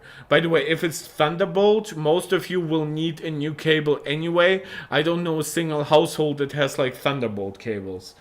Ned Pagan, personally, I don't think they'll go with Thunderbolt in the iPhone. There's certain specifications that I don't think they can comply on a mobile device, but I could be wrong, of course. In my experience, Thunderbolt is quite depending on the host device. Yes, this is the one thing where I believe that iPhones will not have Thunderbolt, but what they could have is USB-C 4 with pretty high speed output, because let's go through the article here, which is Apple is rumored, and I will explain what I'm thinking here. Apple is rumored to announce the iPhone 15 next month. At this point, multiple sources agree that the new iPhones will be equipped with USB-C instead of Lightning. USB-C has advantages over Apple's proprietary connector. Yeah, technically. It seems that 15 will have Thunderbolt support. So how did they arrive to the conclusion? So there are images of the USB-C connectors here. What we didn't know is that these leaks connectors have a secret. According to Charger Lab, which received exclusive images of the USB-C connectors for the iPhone, the new phones will support Thunderbolt technologies. For those unfamiliar, Thunderbolt is a hardware interface developed by Intel in partnership with Apple to transmit data at fast speeds. The current version of Thunderbolt works through USB-C and is present in a lot of devices such as Macs and even the iPad Pro. And iPhone 15 may be the next device to get Thunderbolt support based on those Charger Lab findings. The website noted that leaked iPhone 15 components feature a mysterious retimer chip. This chip is commonly used to reconstruct signals and reduce signal jitter in Thunderbolt devices. In other words, iPhone USB-C connector will be able to transmit data at much higher speeds. For instance, Lightning is currently based to USB-C. Lightning on iPhones is limited to USB-C. Lightning on like the last iPad Pro that had USB-C was 5 gigabits per second. And typical USB-C will be 5 or 10, and Thunderbolt will be 40. So yeah, this is the chip they're basically mentioning here. That's interesting, but we are encouraged here to hold our expectation. With the iPad lineup, Apple limits Thunderbolt to iPad Pro. Yeah, so definitely I don't believe that the base model will get it anyway. I believe the base model will probably stay on like USB 2.0, just like the iPad 10. So let me go through what you guys have written. Silicon Magic, you're saying company can never have enough money. Never. That is true. However, you should also consider the point that given the current like regulatory basically attitude of governments and stuff like that, Apple could get into unnecessary trouble, and if they like limit some of it through like maybe like a hardware chip, they couldn't even go back to properly fix it. Though granted, they still have like a year before the actual law comes into effect when it comes to USB-C. But I'm not saying that Apple will not be greedy. I'm just saying that some decisions will be made out of greed to sell more hardware to you by offering you a better experience. Mandating a certain type of accessory will come often at the benefit of the end consumer. If you know that you can get this one accessory, it will definitely work with this device. They're well tuned for each other. They're as secure as it gets. Obviously, nothing is perfectly secure. This is what I'm talking about. I'm not saying that Apple is not greedy. All companies are greedy. Drama Llama, I don't see how the average user upgrading to an iPhone 15 because the whole of the button is new, just saying. Well, I actually see a lot of people not upgrading because of USB-C, because people are comfortable with the cables they have. It's also the cables that they already work for AirPods. Also, like a lot of people do plenty of wireless charging nowadays, so whatever port they have is not as important. However, when it comes to the Pro phones, I would say having faster throughput and what we are getting to next, which is like faster charging speeds, will actually be relevant to a lot of people who are really into like photography, videography on their phones, who really like maybe even like manage some data for work and stuff, and it might require some cable connectivity. People who care about security and maybe want to do some backups over wire instead of wireless. So while I definitely don't expect that to make a big dent in the overall like sales numbers, I do think that Apple's marketing machine definitely can make a field day out of saying iPhone finally has the same port as the iPad, as MacBooks. So I think that especially the convenience factor. For example, I'm sitting here with a MacBook Pro, which also has like MagSafe 2, which is like the magnetic connector that connects to the side, and then my iPad Pro, which only has USB-C, but technically could also charge through like a magic keyboard through like the back pins, and I do have my iPhone, which is then Lightning and MagSafe on the back, so it's different MagSafe. So literally the only device here that wouldn't be able to charge through that one USB-C cable would be my iPhone. And I think for enthusiasts, that definitely is an update worth making. NetPagan, they can be greedy creatively. People often have to underestimate how much money they can make from iPhone cases or Apple Watch straps. I think that's what Mark was saying. Yes, I'm saying that other accessories are infinitely more important for Apple than cables. Like, don't get me wrong, people buy cables and chargers from Apple, and they do have decent profit margins on those, but like they will sell like much more cables. They will sell many more Apple Watch straps. I'm saying the priority here will be on a good device experience, and cases and straps actually add to that. While if Apple creates too much cable confusion with a new generation, because a lot of people saying like Apple has like cable confusion currently, I have never fully understand that, because Apple has like cable like mismanagement to a degree because they had kept Lightning for so long. But people who have an iPhone know how an iPhone charges. Just because you have an iPad and you have a Mac doesn't mean that you suddenly forget how your iPhone is charged, and that doesn't mean that you are throwing away your Lightning cable out of nowhere. Silicon, you're saying for you, USB-C is actually a big reason. The iPhone is your only device that's still needed. It's a bit annoying. Yes, that's exactly what I was just saying here. Origin, hi. Very glad to see you here. Silicon, you're agreeing with NetPagan. You're saying and accessories are an important income for them. Define important. It definitely adds to all of it, but look at the actual numbers, because I do follow like their stock and their like market reports. It's definitely not as substantial as some people think. Like when we are, unless you're including the Apple Watch and AirPods into accessories, then probably the next most successful Apple accessory are their cases, and after that it's probably like, which really like goes hand in hand with cases, it's like the Apple Watch bands, which for example like I here it's like my sport band from Nike, but I also have like a leather band. So but I also have like an older Milanese loop, which I got for like my original Apple Watch back in the day, which is still very much compatible. Silicon Magic, there's a big profit margin on their accessories. I'm 100% in agreement with you there, man. However, I'm just saying that there are more important accessories than others, and Apple will not sacrifice the core user experience of their devices to sell you an extra cable.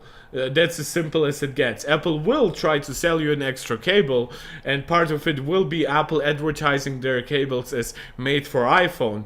But I do not believe that Apple would try to get all the heat from the European Union if they completely like lock out all functionality from other cables. If maybe other cables would still be limited to USB 2, I could see that happening. I would have some trouble believing it, given like their record with USB-C on all other devices. And when it comes to charging speed, I don't even see how they would really do that unless they like build an extra chip just for like charging recognition, which Apple's chargers are actually, for anybody who doesn't know, are like extremely compatible with the industry. Like Apple actually uses a super open power delivery standard, and is actually usually one of the first companies to deliver something great from it. Like right now, they have been one of the first to support like USB-C power delivery 3.1, which supports 140 watts for the 16-inch MacBook Pro. Anker now has that as well, but Apple was first. While if you look, for example, at OnePlus, a lot of their fast charging came from a very, very proprietary solution with the charger that they shipped. Granted, yes, they shipped that charger, which Apple does not do anymore, but they did effectively make a charger capable of a lot of wattage output, but then they still made it very much exclusive to their own device, and then their own device was not capable of accepting that kind of charge speed from other devices that were rated for that charge speed. So it's definitely not just Apple, and there definitely are complexities when we are talking about like phone stuff, like higher charge speeds, higher data throughputs, because phones are like very thermally constrained devices. So yeah, I could definitely see some restrictions here, though I do not think that they will be as draconic as some might fear. That's basically my point here. I do still believe that we might see some problems with third-party stuff. Yeah, but when it comes to Thunderbolt, I've alluded to that a while ago now. But like the reason why I don't think that it would be Thunderbolt is because Thunderbolt requires also like very high like charging, basically like output to support certain accessories. That has been like the problem with like the iPhone and some accessories for a while. This is why we have like even accessories where you charge your device at the same time, and then it also gives you a separate output port, because some of those accessories are so power demanding. That can be everything from external cameras, external microphones, like because not all of those devices have like their own battery and stuff. To help along a little bit, right? And some of them only charge through one port, the one port that connects to your device. That's, for example, case for like my Blue Yeti mic. It charges and it transmits data over just one port. And this is where Thunderbolt could be problematic, but USB, like the open standard of like basically USB 4, is much more open. Apple wouldn't even need to hit like the full 40 gigabits per second, and they would still be able to say, well, if an accessory is asking for too much charge, that's not what the iPhone is rated for. Yeah, silicon. Yeah, the battery wouldn't like those kinds of accessories. Yeah, showing 140 watts through a USB-C cable is pretty wild, I must admit. Well, like I'm charging my MacBook with a MagSafe 140 watt thing. Most cables have been like rated for a really long time for 100 watts. In fact, when you look at most cables, they don't even get very thick if they transmit a lot more power. They usually get thicker like the more data they transfer, if it's like designed to be like quality data, or they get much thicker if they're a lot longer. So I have like a 3-meter cable for basically all my devices, and those cables are much thicker than 2-meter cables, but yeah, that has a lot to do with like resistance in the cable and shit. Silicon Magic, you were saying the battery wouldn't like that at all. Well, on the iPhone, yeah, 140 watts. But then again, that's part of the magic of power delivery, which is that it's very adaptable and it's very good at finding both the sweet spot and like the maximum throughput for a certain device. So there isn't much left on the table. And I have charged my iPhone with like proper power delivery chargers that do like 30 watts, and I definitely could even feel the difference from like a 20 watt charger, and the iPhone does like 25 to 27 watts depending on like, I think the 13 Pro Max does a little less than like the 14 Pro Max, and I could like basically like feel those 5 extra watts that like a 20 watt charger was not providing.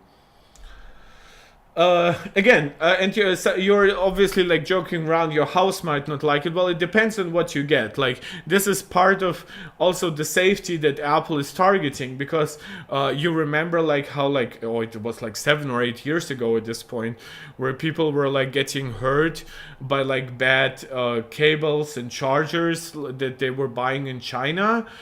Apple definitely wants to avoid that.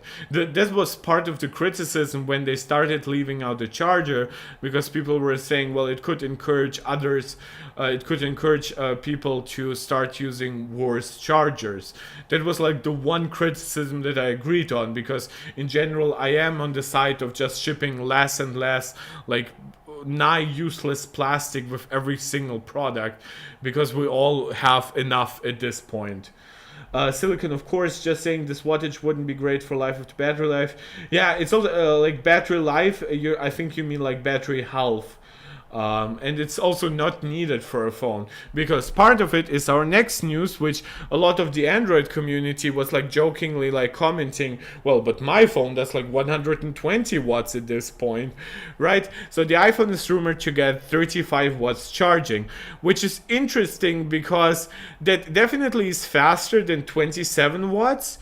But if the battery is actually like another 10 or even like 12-15% larger, as some rumors have claimed, then this would basically almost all go to just charging at the same speed to like 50% or 100%, because you just need now more wattage to quickly fill up a larger battery.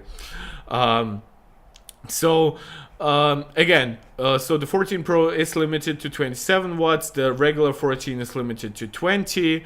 I think the 14 Plus does a little more, doesn't it? Isn't it somewhere between those? But obviously I am not an expert here.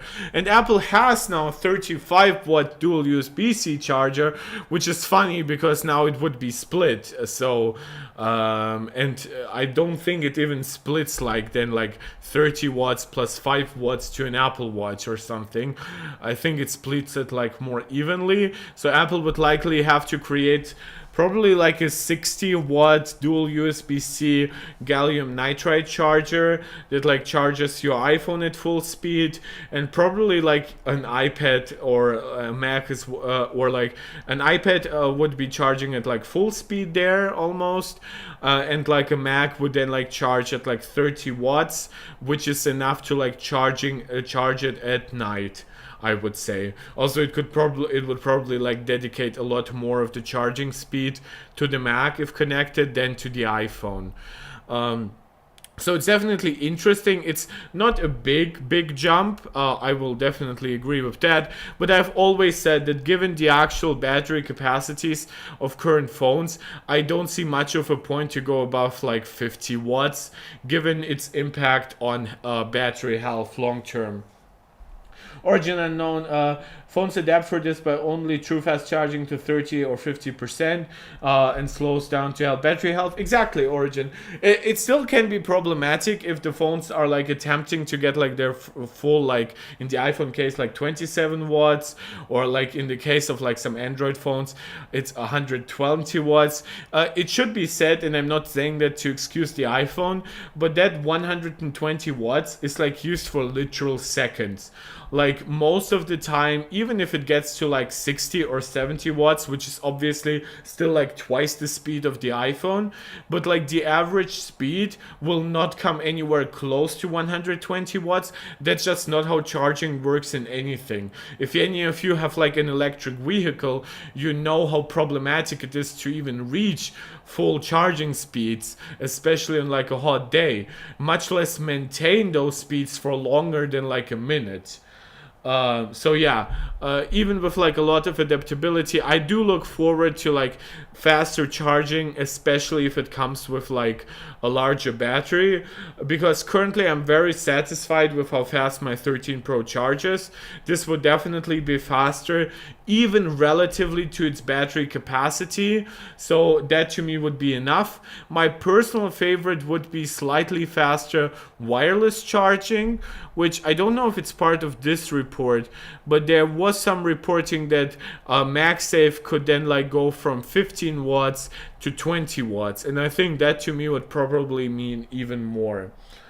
So it's definitely interesting. I don't want to dwell too much on this specifically because obviously it all feeds back to the iPhone having USB-C, but I still really wanted to talk about it, and I'm really glad that so many of you who either have iPhones or just have interest in Apple technology are like saying that you also like look forward to USB-C in general, just because it would also like help with your ecosystem life. Like you don't even need to have like an iPad or a Mac to appreciate USB-C on other devices. Obviously, like Windows laptops have USB-C, even though some don't charge through it, but usually thin and lights do.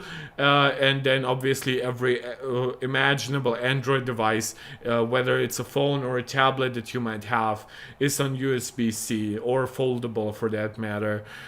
So it's definitely something that it will be worth for Apple to include, and it will probably be like almost like the end solution. Like some people have suggested Apple might go truly wireless. However, I truly don't see the point, because if Apple wants to make like a fully like portless iPhone for like scuba diving or whatever they want, basically like just diving in general, I think they're better selling you like an accessory that just closes off the port for a while without and not get any of the heat from like beyond just Europe. We now also have like legislation from India, and I think like Saudi Arabia is like doing stuff as well, and not all of those legislations have like basically like exceptions for fully portless phones. So in Europe, Apple could get rid of all like ports and say our phone charges truly wireless, and because MagSafe and like Qi charging are like basically standard now, Europe would accept it, but not all other countries would do so. And why would Apple need that hassle, right? Especially if the US also passes that law, they're just much better off just doing this worldwide, solving it for everyone, making a big marketing campaign out of it, and just be happy with the extra sales. Origin, you're saying your wish is for the software to be more open. Well, Origin, can you tell me what country you live in? Origin, please, because I would have some good news for you depending on where you live. Sideloading Spring 2024.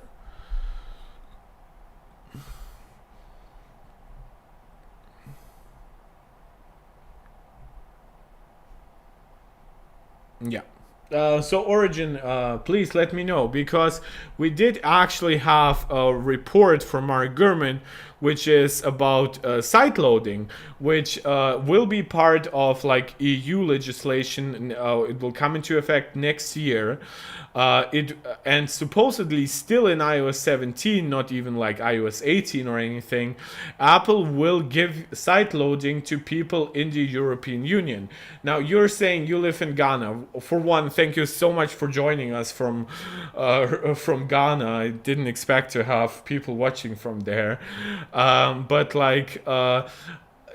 I think that if there's a strong chance that Apple eventually rolls out sideloading all over the world, even without being forced through legislation, but it has to start by being forced through legislation. So the EU does the first step, then maybe another country like India does the next step, and then China passes the opposite law by forcing Apple to remove any sideloading on their devices. So but the US is working on such a law, but I think it has completely stalled if it hasn't been even scrapped. But if there's enough public outcry from like people in the US and Canada, even though we shit here on a lot of Canadians on this channel in the last few streams, I think that Apple would listen to it, and then open it up worldwide, maybe some point with iOS 18.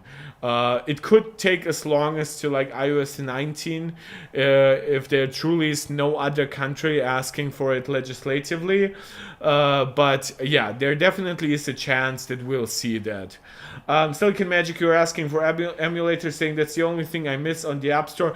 That's 100%, and this is why I've always said, and this is a little controversial, which is I don't want sideloading on iOS. I want more open rules on the App Store so that things such as emulators can come in, especially stuff such as the Delta emulator, which is an awesome Game Boy Advance emulator and stuff like that, from like Riley Testude, like check him out on Twitter and stuff.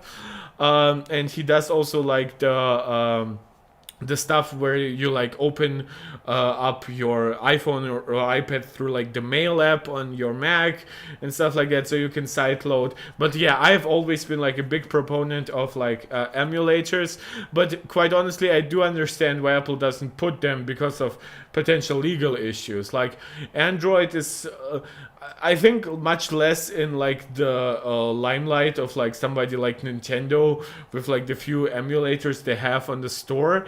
I think if an emulator like truly made it big on the App Store, we would have like Nintendo come in and try to close it down. Similar to how like Dolphin didn't make its way to Steam, even though obviously you can still download Dolphin through the web. Origin, you're answering to Silicon Magic. Ability to sideload open source application and my customize the ability a bit more. If that's the case, I don't think I'd have a reason to stick with Android anymore. Silicon Magic, you try Dolphin through the alt store. Yes, that's the method I described. I always forget the name. For some reason, it always had some problems for me. Even though I was following instructions perfectly. That was very much in the early days when I got like my M1 Max MacBook, so I assume there were some problems with like it working through Apple Silicon. But yeah, definitely a good solution for now. There's no legal problem there, not even a gray zone. It's completely legal. I understand Silicon Magic. Don't get me wrong. I understand that emulators that are developed without like using the original code, but basically like where the developers sat down and tried to reimagine that original code, they're completely legal, and most emulators don't have any problems. However, if you do like even one tiny mistake and like somebody accuses you of like having copied even one line of Nintendo's code, then Nintendo will come for you, at least to the extent of trying to prevent you from going on big platforms such as Steam. And Apple is also much more inclined to be very, very careful here, because also they do want to sell you like games and apps on the App Store. They don't necessarily want you to even have like emulators that like encourage you to only play like older titles. So it's definitely not a case of Apple just being the good guys here. Again, Silicon Magic, we are 100% in agreement. I'm just saying that there are a lot of other motivators here of like just big corporations being big corporations, and they will often like bend the truth and narratives. I've always said I don't want sideloading on iOS. I just want the App Store to be more open. But as long as one of those things isn't happening, I am fine with legislators trying to force the other thing. I personally would love like a third-party board that actually like reviews controversial App Store rules and decisions, but fundamentally I do want everything to go through the App Store. It's the most convenient way. I love the interface. I love how it manages subscriptions. I love having to work with only one payment thing. I love having some kind of oversight over developers that might engage in fraud. I do want want some excuses for like people to avoid the 15 or 30% App Store commission, which I don't think, for example, that subscription services should be like Netflix or Spotify should be at all subject to the 30% commission. I think 15% for like handling payments, for creating an extra platform and stuff like that is more than enough. While I think the current, while Apple obviously is like somewhat comfortable with doing exceptions for companies such as Amazon who like don't pay the 30% commission. So again, and not, by the way, for the physical goods, I mean like the Prime Video stuff that you have like on the App Store. They have like a special arrangement there. Silicon Magic, you're saying, sure, but for people who know what they're doing, it would be really nice. My problem with, like, I assume you mean like site loading in general. My problem with site loading on iOS is like everything already is on the App Store that developers can put on the iPhone. My problem with putting stuff out, being able to put stuff outside the App Store is how it could hurt the ability of people who understand technology less to access all apps through the App Store. Which is, imagine if Microsoft comes along and says, we don't want to be part of the App Store anymore. Our Office suite is so important and so big. We are only putting it now on our website. Obviously, I'm not even saying that will happen with Microsoft, because Microsoft also puts like their apps even on the Mac App Store, which isn't even technically necessary for them. But like, let's say big players like Google would start doing it, and Facebook.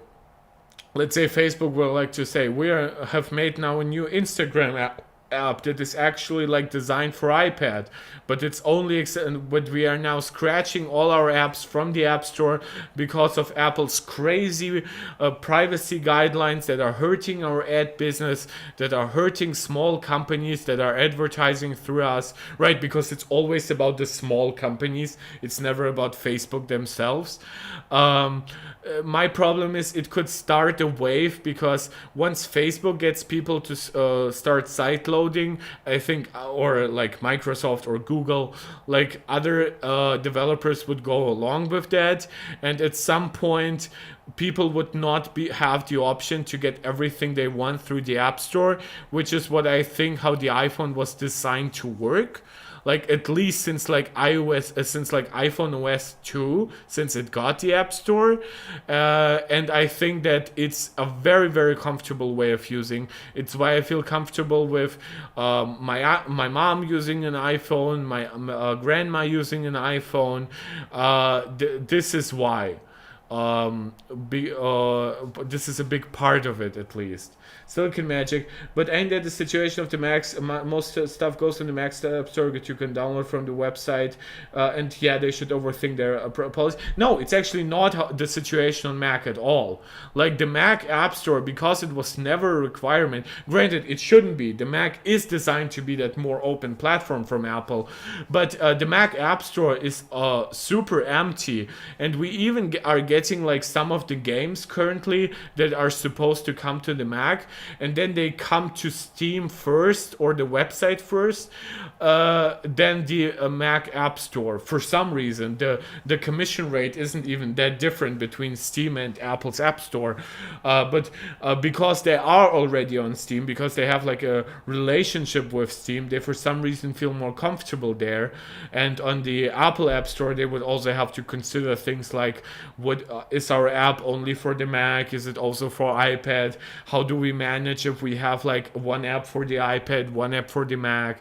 So they often will then just force you to download stuff through the web. While, of course, there is stuff on the Mac App Store, but it's nowhere near enough. And especially all those small utility tools, which, by the way, can be part of the App Store, right? There's like no reason for all of those like widgety style apps to not be on the Mac App Store. Even something such as Magnet, which manages like how you put your windows on the screen, is on the Mac App Store. So the Mac App Store is definitely also like a little more open than the iOS App Store even. Silicon Magic, talking about the average user. Many don't even dare to download from outside the App Store. Yes, that's the point, Silicon Magic. I'm saying the point is that at some point, if the culture of iOS changes drastically, they would be forced to do so, because some apps are system relevant enough to force that. Somebody downloading Facebook or Instagram or YouTube, if they ever decided to leave the App Store or offer some like exclusive functionality. This is the one reason why I want to keep the App Store as essential as it can be, but Apple is standing in the way of that by enforcing rules that are hurting their ability to say that the App Store is fair. So Apple is partially to blame here for those legislations, because clearly some other platforms will be getting away with keeping closed stores. Like consoles, like you won't be able to install a game from the web on the PlayStation. Hell, you don't even get a web browser there. Like the same goes for Xbox, even though Microsoft is like a big advocate for open systems and stuff like that. Try doing that on like a non-developer mode Xbox, and Nintendo, we don't even have to start talking about that, right? So, sorry for the big diversion. I know I probably scared some people off. The stream is now 2 hours, so I do want to get to the next topic. I definitely appreciate all you guys still helping along, still watching. Once again, I did expect fewer viewers here, but I'm still very happy. We have 2 new subs, or even 3 already. We have 6 people watching, so I'm very, very grateful for that. For anybody here who still isn't subscribed, please consider subscribing. We'll be doing this kind of stream every week, and of course I will continue covering like more dramatic topics once they come along, and of course, as always, you can always like follow me on Twitter, support me on Patreon if you choose to. But for now, I think we should be switching to our last topic, because I don't want to make the stream 4 hours. But definitely this will still also take some time, which is the PS5 Pro. Silicon Magic, I don't think that's on a small device like the iPhone, people would download apps using Safari. One would have too much fear downloading a virus and stuff. Well, yeah, that's definitely the current mindset. But don't forget that the only reason why sideloading isn't even that prevalent on Android is because a lot of smartphone culture is influenced by Apple. Can you imagine what happens the second like there are a ton of like TikTok videos and YouTube explainer videos and exposés and stuff on your iPhone is now open, download this or that. And for kids it could be like potentially with stuff like get this like Fortnite will be a big part of it, right? Of trying to get a new generation to accept that, which again, I'm not against sideloading by itself. I would just like to have the freedom to choose which platform I buy with those kinds of capabilities, because if I want sideloading on a phone, I will get an Android. Nothing prevents me financially or technologically from doing so. I know some people will bring up green bubbles or some other bullshit. That's not how people work. If you actually cared about it, you would get an Android. And if you, like, most countries like don't even have that iMessage problem that the US has, because most countries use like WhatsApp or Telegram or Signal or even Facebook Messenger. Like this idea that like green bubbles keep people like away from Android is complete and utter bullshit. It's like, it's the convenience factor. It's one of the many things that can keep you locked in. It's part of also like knowing all your photos are backed up to Apple Cloud and stuff like that. Like it all comes together, and not all of it, and I would even say most of it, isn't predatory. But okay, let's switch the topic here to another closed-off system where you won't be able to download stuff from the web, and that is the PlayStation. Now, we have had some recent rumors about like PlayStation Slim, which I have covered in a previous video, and I did talk about the potential capabilities of a PS5 Pro. Now, we did have some spec leaks. We are seeing some extra stuff from Red Gaming Tech on YouTube, who calls it a 4K ray tracing monster, but I would also just say that Red Gaming Tech is not super reliable, and he's just repeating a lot of the other stuff that we have already heard. So I'm not covering this because of Red Gaming Tech. I'm covering this because I've seen like a lot of coverage on those issues from people who clearly don't understand how technology works. Yeah, Origin, you're saying WhatsApp dominates here, and Silken Magic are saying, yeah, it pretty much does so everywhere outside the US. Right, and this is why when people try to like dominate like basically the world by saying, oh, for us in the US, like green and blue bubbles are a problem, well, that's on you, man. I have never met a friend or a family member who I couldn't get to switch to another app. I myself use a combination of Telegram, Signal, WhatsApp, and of course iMessage. This idea that somebody would need to use only one app, for example, like by enforcing RCS through the main Messages app, even though RCS has basically become like feature complete like a week ago, is to me pretty ridiculous, and it's very like a very US-centric view, which granted isn't very surprising, knowing a lot of Americans. Let's go back to PlayStation though, right? So we are getting a new APU based on TSMC 5 or 4 nanometer. I hope it would be like N4P. That would be like the latest node outside of 3 nanometer at that point.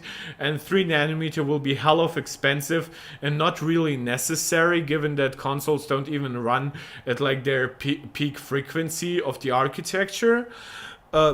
8 cores based on Zen 4. It could also be like Zen 5C realistically, or even Zen 4C, so it would have like less cache than the regular Zen chips. And currently the PS5 has like 4 megabytes of cache per 4 core CPU cluster, and it has 2 of them for an 8 core CPU. So it has 8 megabytes of CPU cache, and I assume this would at least double that. I don't know if it would employ any kind of infinity cache for the GPU, maybe something that would still also be like, of course, because it's a system on a chip and not a separate CPU and GPU, I assume it would then still have like mutual access between the CPU and the GPU for the cache. But yeah, so I do assume that whatever Zen version it would get, if it's Zen 4 or 5 at this point, I would assume that it would be the C version. Or if it's still called Zen 4, I would assume that it would be a version with just less cache, even if it doesn't get specific rebranding for it. It would have an integrated GPU with 30 workgroup processors. Again, this had also been outlined way before that, which would come down to 60 compute units, which for comparison the current PS5 has 40 compute units, out of which 4 are disabled, so that that would be up from 36 to 60, or maybe from 36 to like 56 if this is not the unbinned basically just variant, and they would then disable 4 for like so that they can use more of the SoCs they actually create. It could be RDNA 3 or 3.5. I don't see it being RDNA 3. I think by coming out late 2024, it's pretty much guaranteed to be 3.5. RDNA 4 will be a little bit of a messy generation where the high end is supposedly not coming at all. So they would use RDNA 3.5. And then have some features from RDNA 4 grafted onto it. So in my opinion, it would be probably like RDNA 3.75. The APU could feature 96 ROPS, which is 50% more compared to base PS5. He is bringing up 16 gigabytes of GDDR6 memory. There could be a chance that it has like an extra RAM pool for just like system tasks. It could also go up to 20 or even 24 gigabytes for like higher textures, though obviously 16 gigabytes would be a lot more easier for developers, because that's also what they target for the PS5. If they try to optimize it too much for the PS5 Pro, let's say if that had like 24 gigabytes, then they could legit come into problems with then making it work again on the base PS5. This is, for example, what we see with like the Xbox Series X having 16 gigabytes and the Xbox Series S having 10 gigabytes. Because don't forget that a part of it is always like around 3 gigabytes or something of like console memory is like locked for the operating system. It's not all just for games. Clock speeds, this is bullshit reporting from Red Gaming Tag, so this is why I specifically wanted to cover it, so that we don't get even much misinformation, which is like higher CPU clocks at 3.6 gigahertz. That's wrong coverage, by the way. He said it's at least 3.5. Like 3.5 is the current speed of the PS5 based on Zen 2. Given how much more efficient Zen 4 or 5 would be, and even the C versions have still like significantly higher clock speeds than Zen 2 had. So I assume this would be at least 4 gigahertz, because at least that would be a substantial upgrade over like 3.5, 3.6, and that would also allow it to, because the CPU and GPU obviously share power and thermals, so in games that run at 60 hertz, you would likely not need the full 4 gigahertz, so you could run the GPU at like full 2.7 or 2.8 gigahertz, while on games that are like 120 hertz, you would then need like the full 4 gigahertz, for example, and then the GPU could like run at like 2.5. And then like use dramatically low resolution. That's assuming that they still have the same like adaptive frequencies on the PS5 Pro as they have on the regular PS5, which again, the thing that is tuned through it is usually like the teraflops, so it's the GPU clocks, but obviously like CPU clocks are never just like maxed out for the fun of it on all cores. So that goes into it. This is how you know that Red Gaming Tech has like very little like actual good sources like a long time in advance when he says like potential enhancements to built-in NVMe SSD. I would assume that they could properly get to like the full PCIe 4.0 speeds. It's currently at 5.5 gigabits per second. I assume this would like put it closer to 7, or if not, if they keep it at just 5.5, I would assume that they would double the storage over the 800 gigabytes in the regular PS5. So so the rumored teraflop count would be 23.4 versus 9 to 10 on the current PS5. It's interesting because that's obviously 123% faster. However, interestingly enough, there would definitely need some cache changes here, because supposedly the RAM speed is only going up from like a 14 mega transfers per 14,000 mega transfers per second to 18, and so there definitely would need to be like more bandwidth.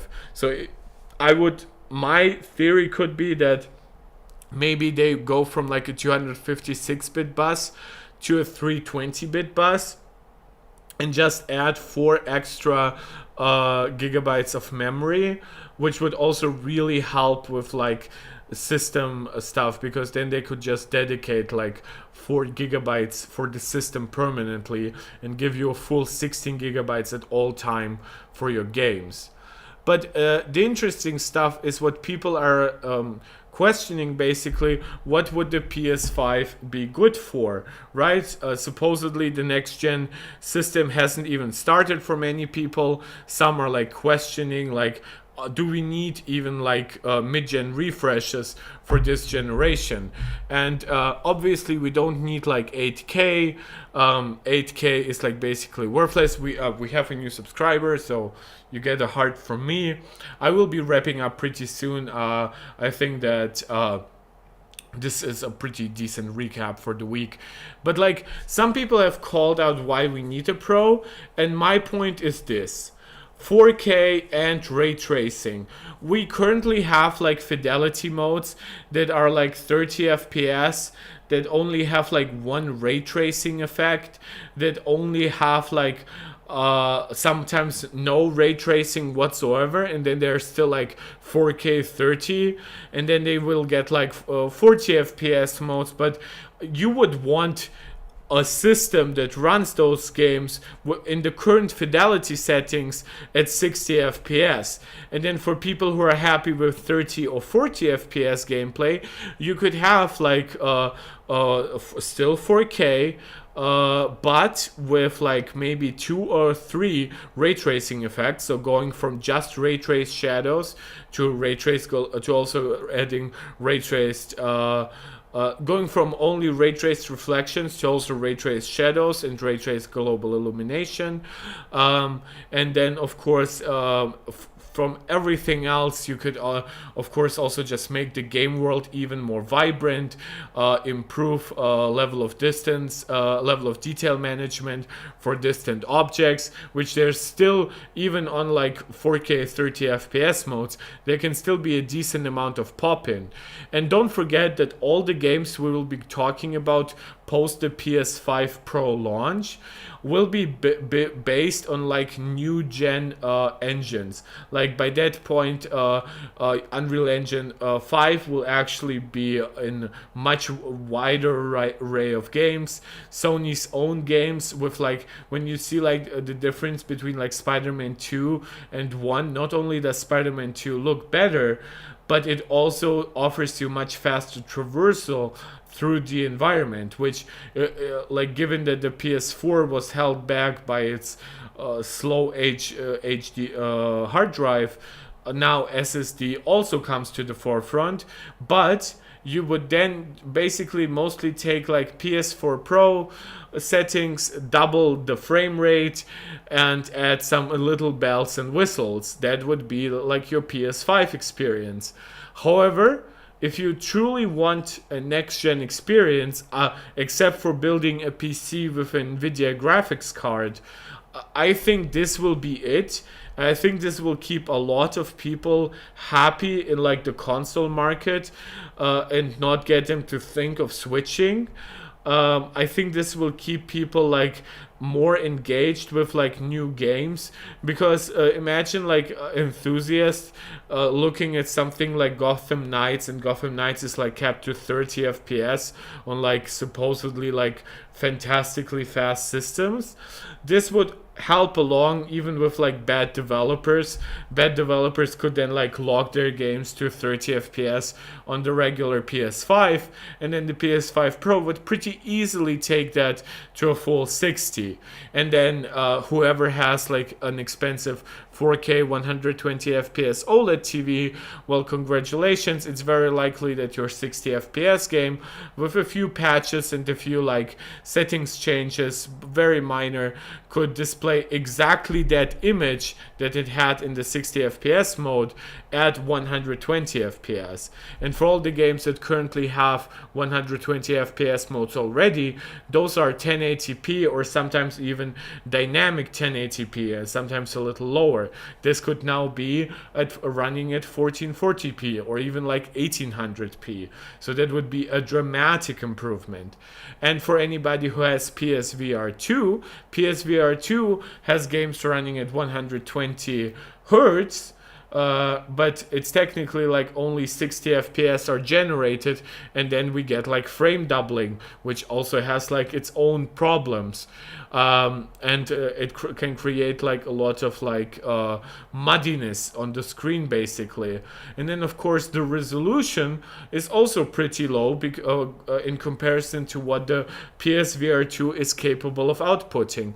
If the PS5 Pro more than doubles the raw output, it could get games to run from 60 FPS frame doubled to a fully native 120 FPS on PSVR 2, and even make them run at a slightly higher resolution.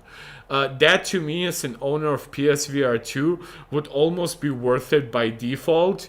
And of course, if you consider that the PS5 Pro will likely come in below like $600, at least without the disk drive, we are also looking at the PS5 Pro probably doubling on storage, which sure, 800 gigabytes of PCIe 4 storage is like worth like $80 in the current market, but if the system is $150 more expensive and double the performance, and it has that double that storage, then that's already pretty much worth it by default. Because I know a lot of people who like get like extra storage for their PS5. In fact, I have a Seagate 2 terabyte NVMe drive inside, so I know that, and I bought it when prices were pretty high.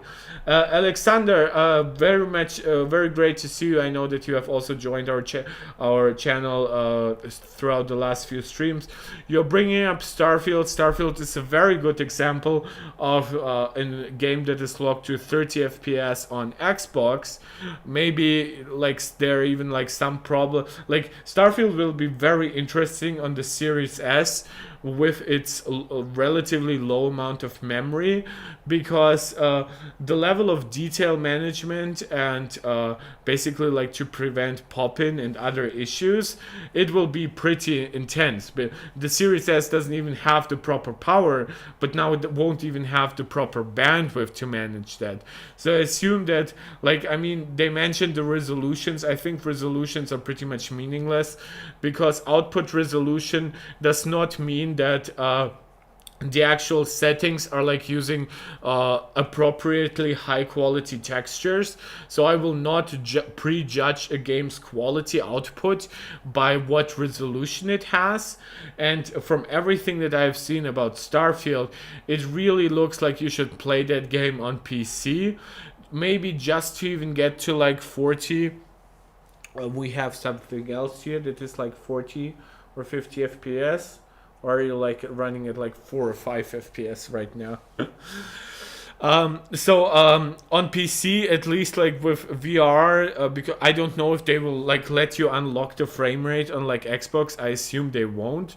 But like on PC, at least you could run the game at like, hell, what do I know, like 48 FPS, right?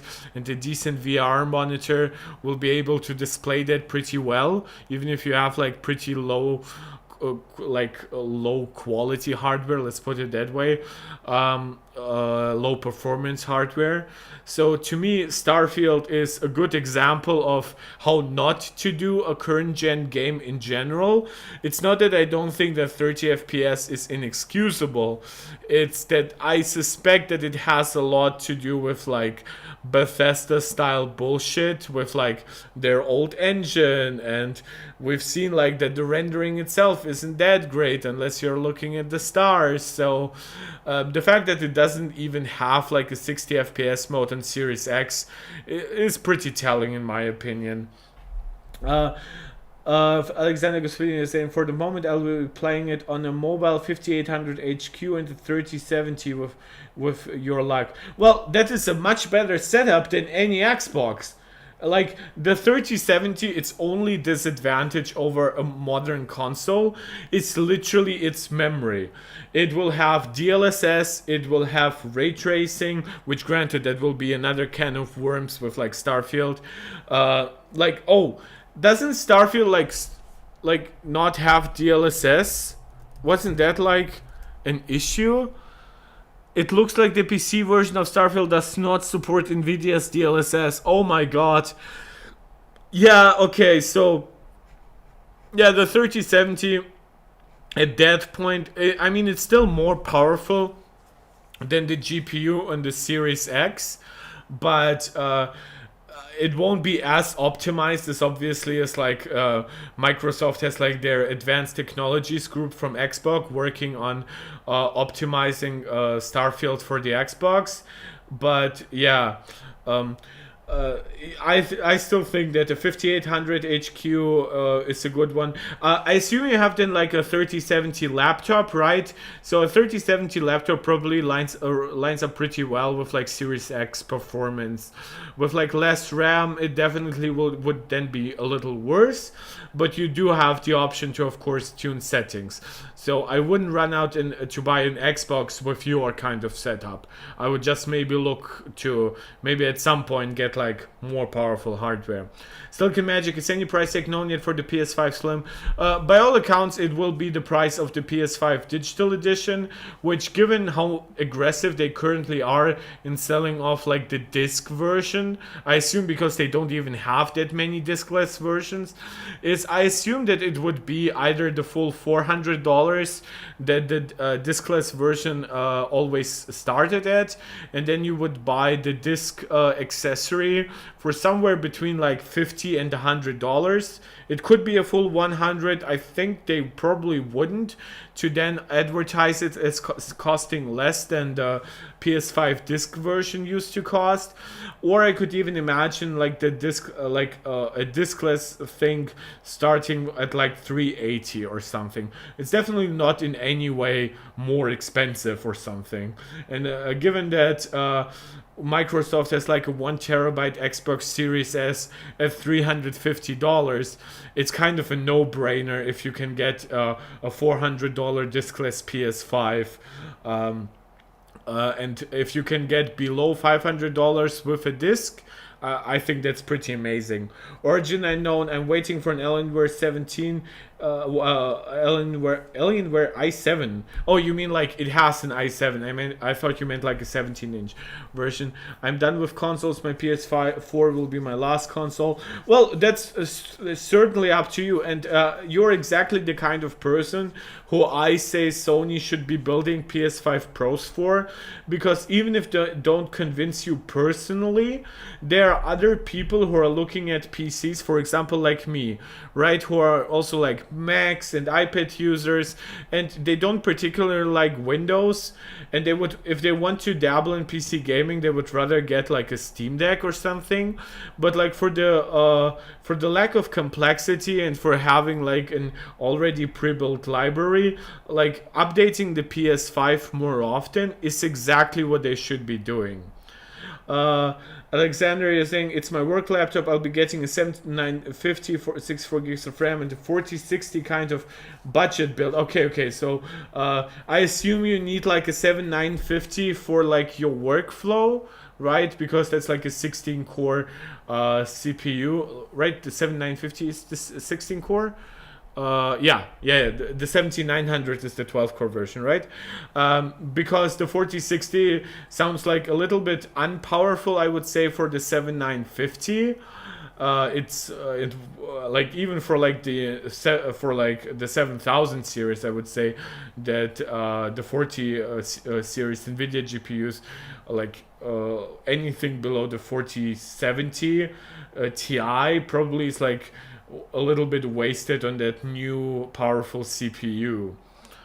Let me quickly look up 7950 Zen. 7950. Yeah, it's the 16 core 32 thread version. Yeah, I sometimes forget like how they do the numbers. Silicon Magic, seen the Series S for less than $200 a few times. A buddy of mine just got one for €80, so that's a bit too much for me. For like 400, I'd rather get the newer GPUs. Well, that depends on like if you already have a PC.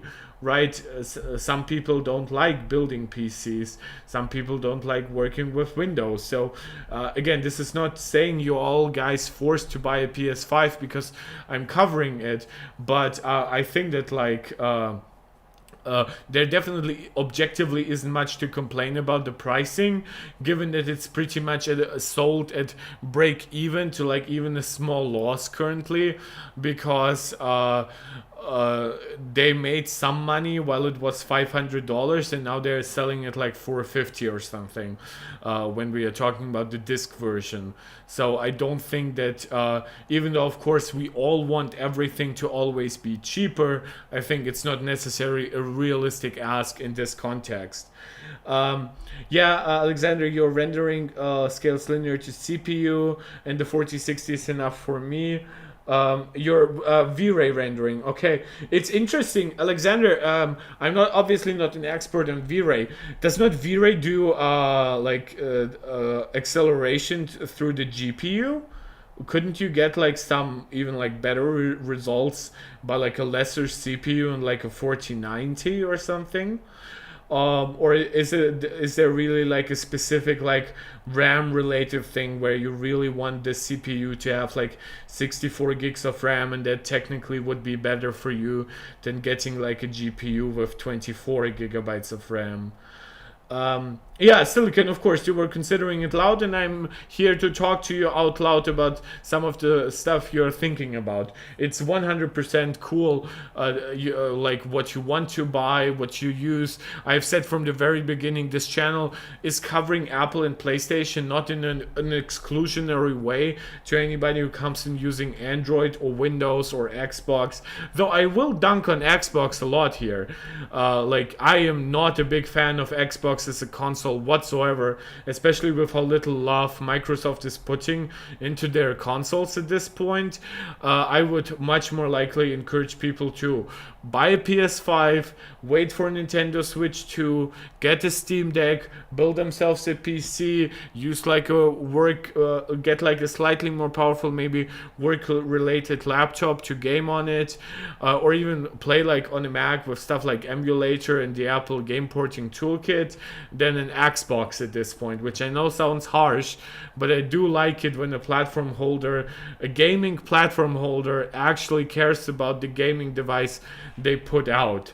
So and of course I understand that a lot of you, like Alexander, have like PCs and laptops that are also designed for work. So for you it might not always make sense to get an extra piece of hardware if you already have a powerful system. Silicon, you're not that much into gaming anymore. Yeah, I understand that. Obviously things change in life, and I'm not saying we all become adults, because I think adults are perfectly capable of enjoying games. I just say that priorities change. The only game of the current gen that interests me would be Silent Hill 2 Remake. Well, congratulations, it's 1 year, it's exclusive to the PS5 for consoles, but I think it will come out simultaneously on PC. I always liked my Xbox One X as much as my PS4. Well, for one, the One X is more powerful than the PS4. Second, you probably play third-party games. And third, the PS4 is not the PS5. The PS5 comes in with the fantastic controller. It doesn't get as loud as the PS4 hardware did. And now that the PS4 generation has such a great build-up of fantastic first-party titles, the PS5 had the advantage of getting those games day one, and then even getting a lot of them updated to either 60 FPS or like full-on native versions, while Xbox had no games for launch on the Xbox series. By the way, I am talking about the series, I'm not talking about the Xbox One. The Xbox One generation has been now over for almost 3 years. The series had no games at launch. Then Halo really floundered. The one great game was like another Forza.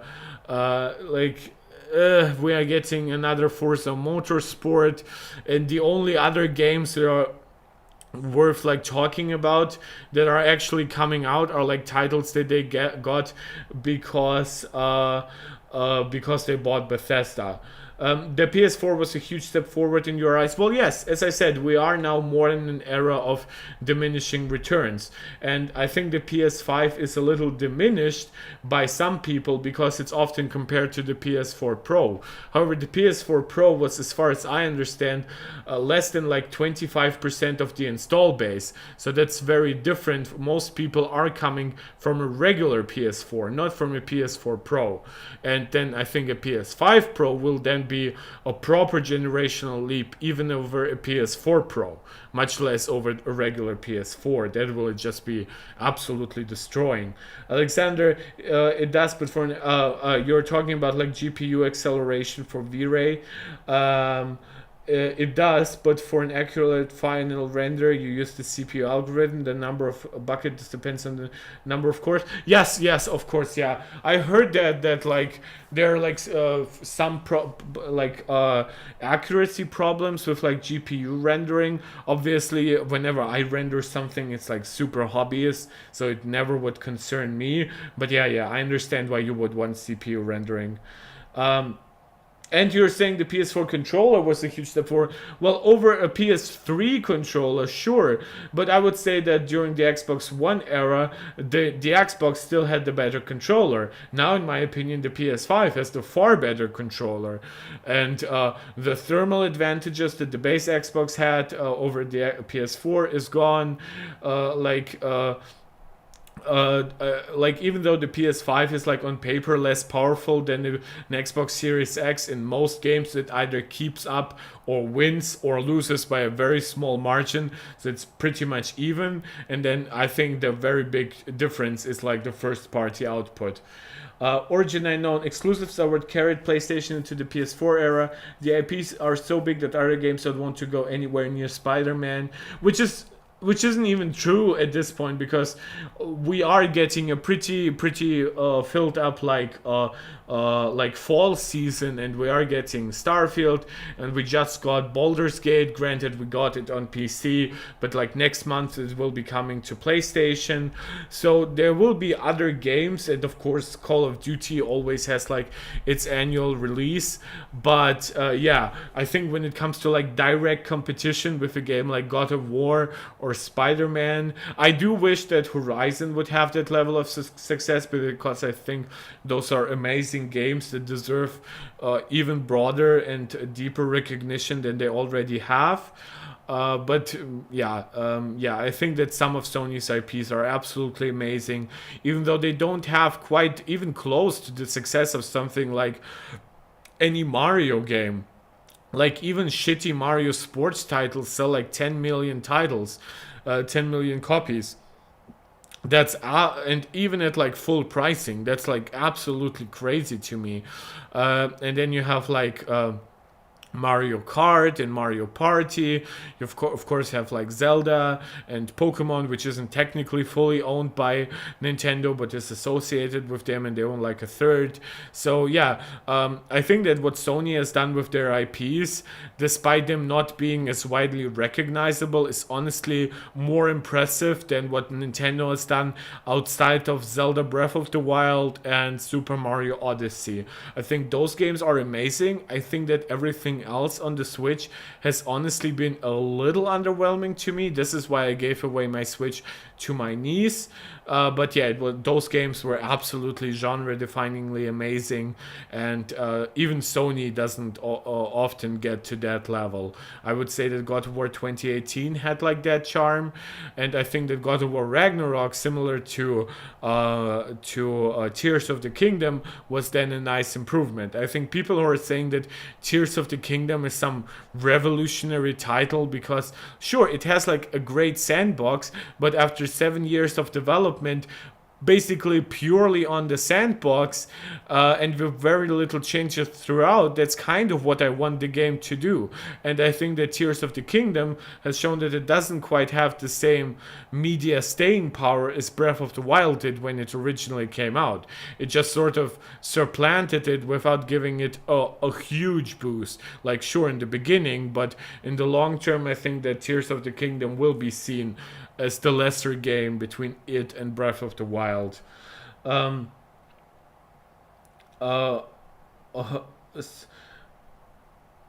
Silicon, you were saying neither company is exclusive that I would care for. That's always personal. I think there's something objective about saying that Sony has like better and more relevant exclusive than Microsoft, especially when we are looking at true first party output and not talking about like buying up giant publishers.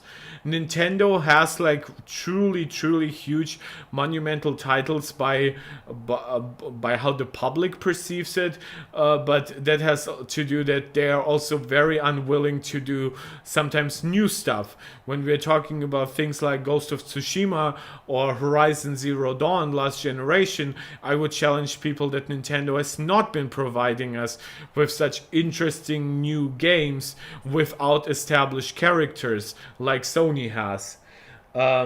Yeah, Origin, no need to attack anybody. Like, I think anybody who actually like truly gives those games a good chance will understand that currently Sony's output is incomparably better than Nintendo's, but then Microsoft's. I'm sorry, and then Nintendo. You could even see if you like those games, those more child-friendly games. I would then put Nintendo even above Sony. It's just that I hate the hardware that Switch games have to work on, and I hate that everything happens basically in the same established IP.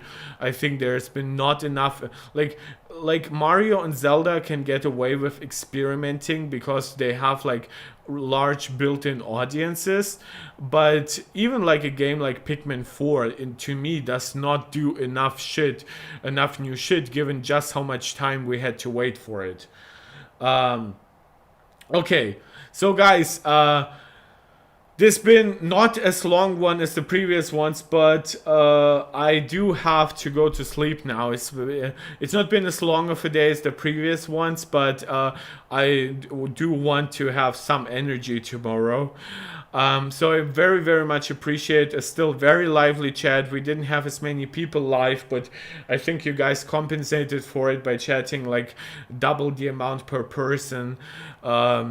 We do have new subscribers, which again is also not something I expected to get during the stream.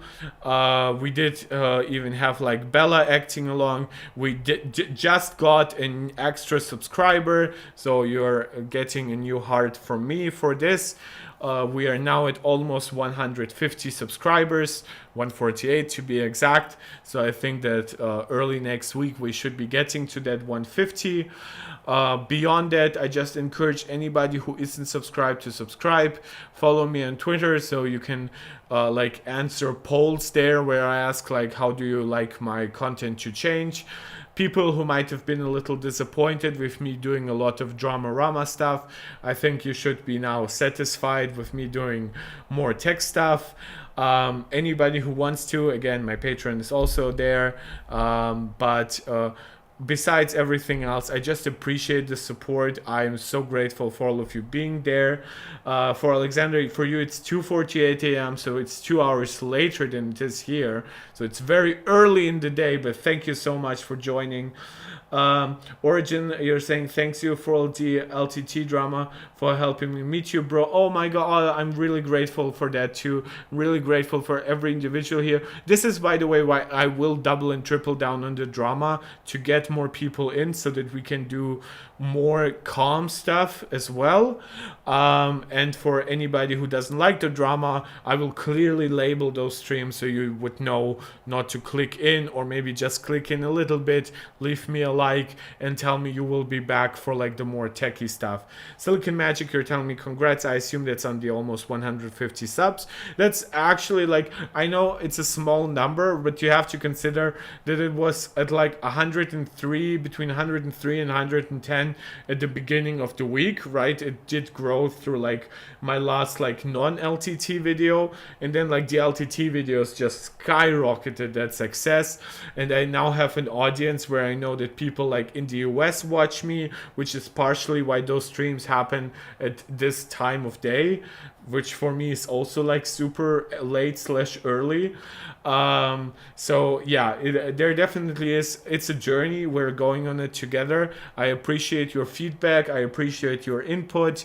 And of course, I appreciate your support throughout the chats, throughout the likes, throughout the subscriptions, and a big shout out once again to Rolando, our currently only Patreon supporter. Maybe I'll find some way to integrate that into future streams, that people know that we have an amazing guy who is even giving me a little bit of a tip for those streams. So thank you guys so much. This is Marc Tech tuning out. Seeing you guys next time.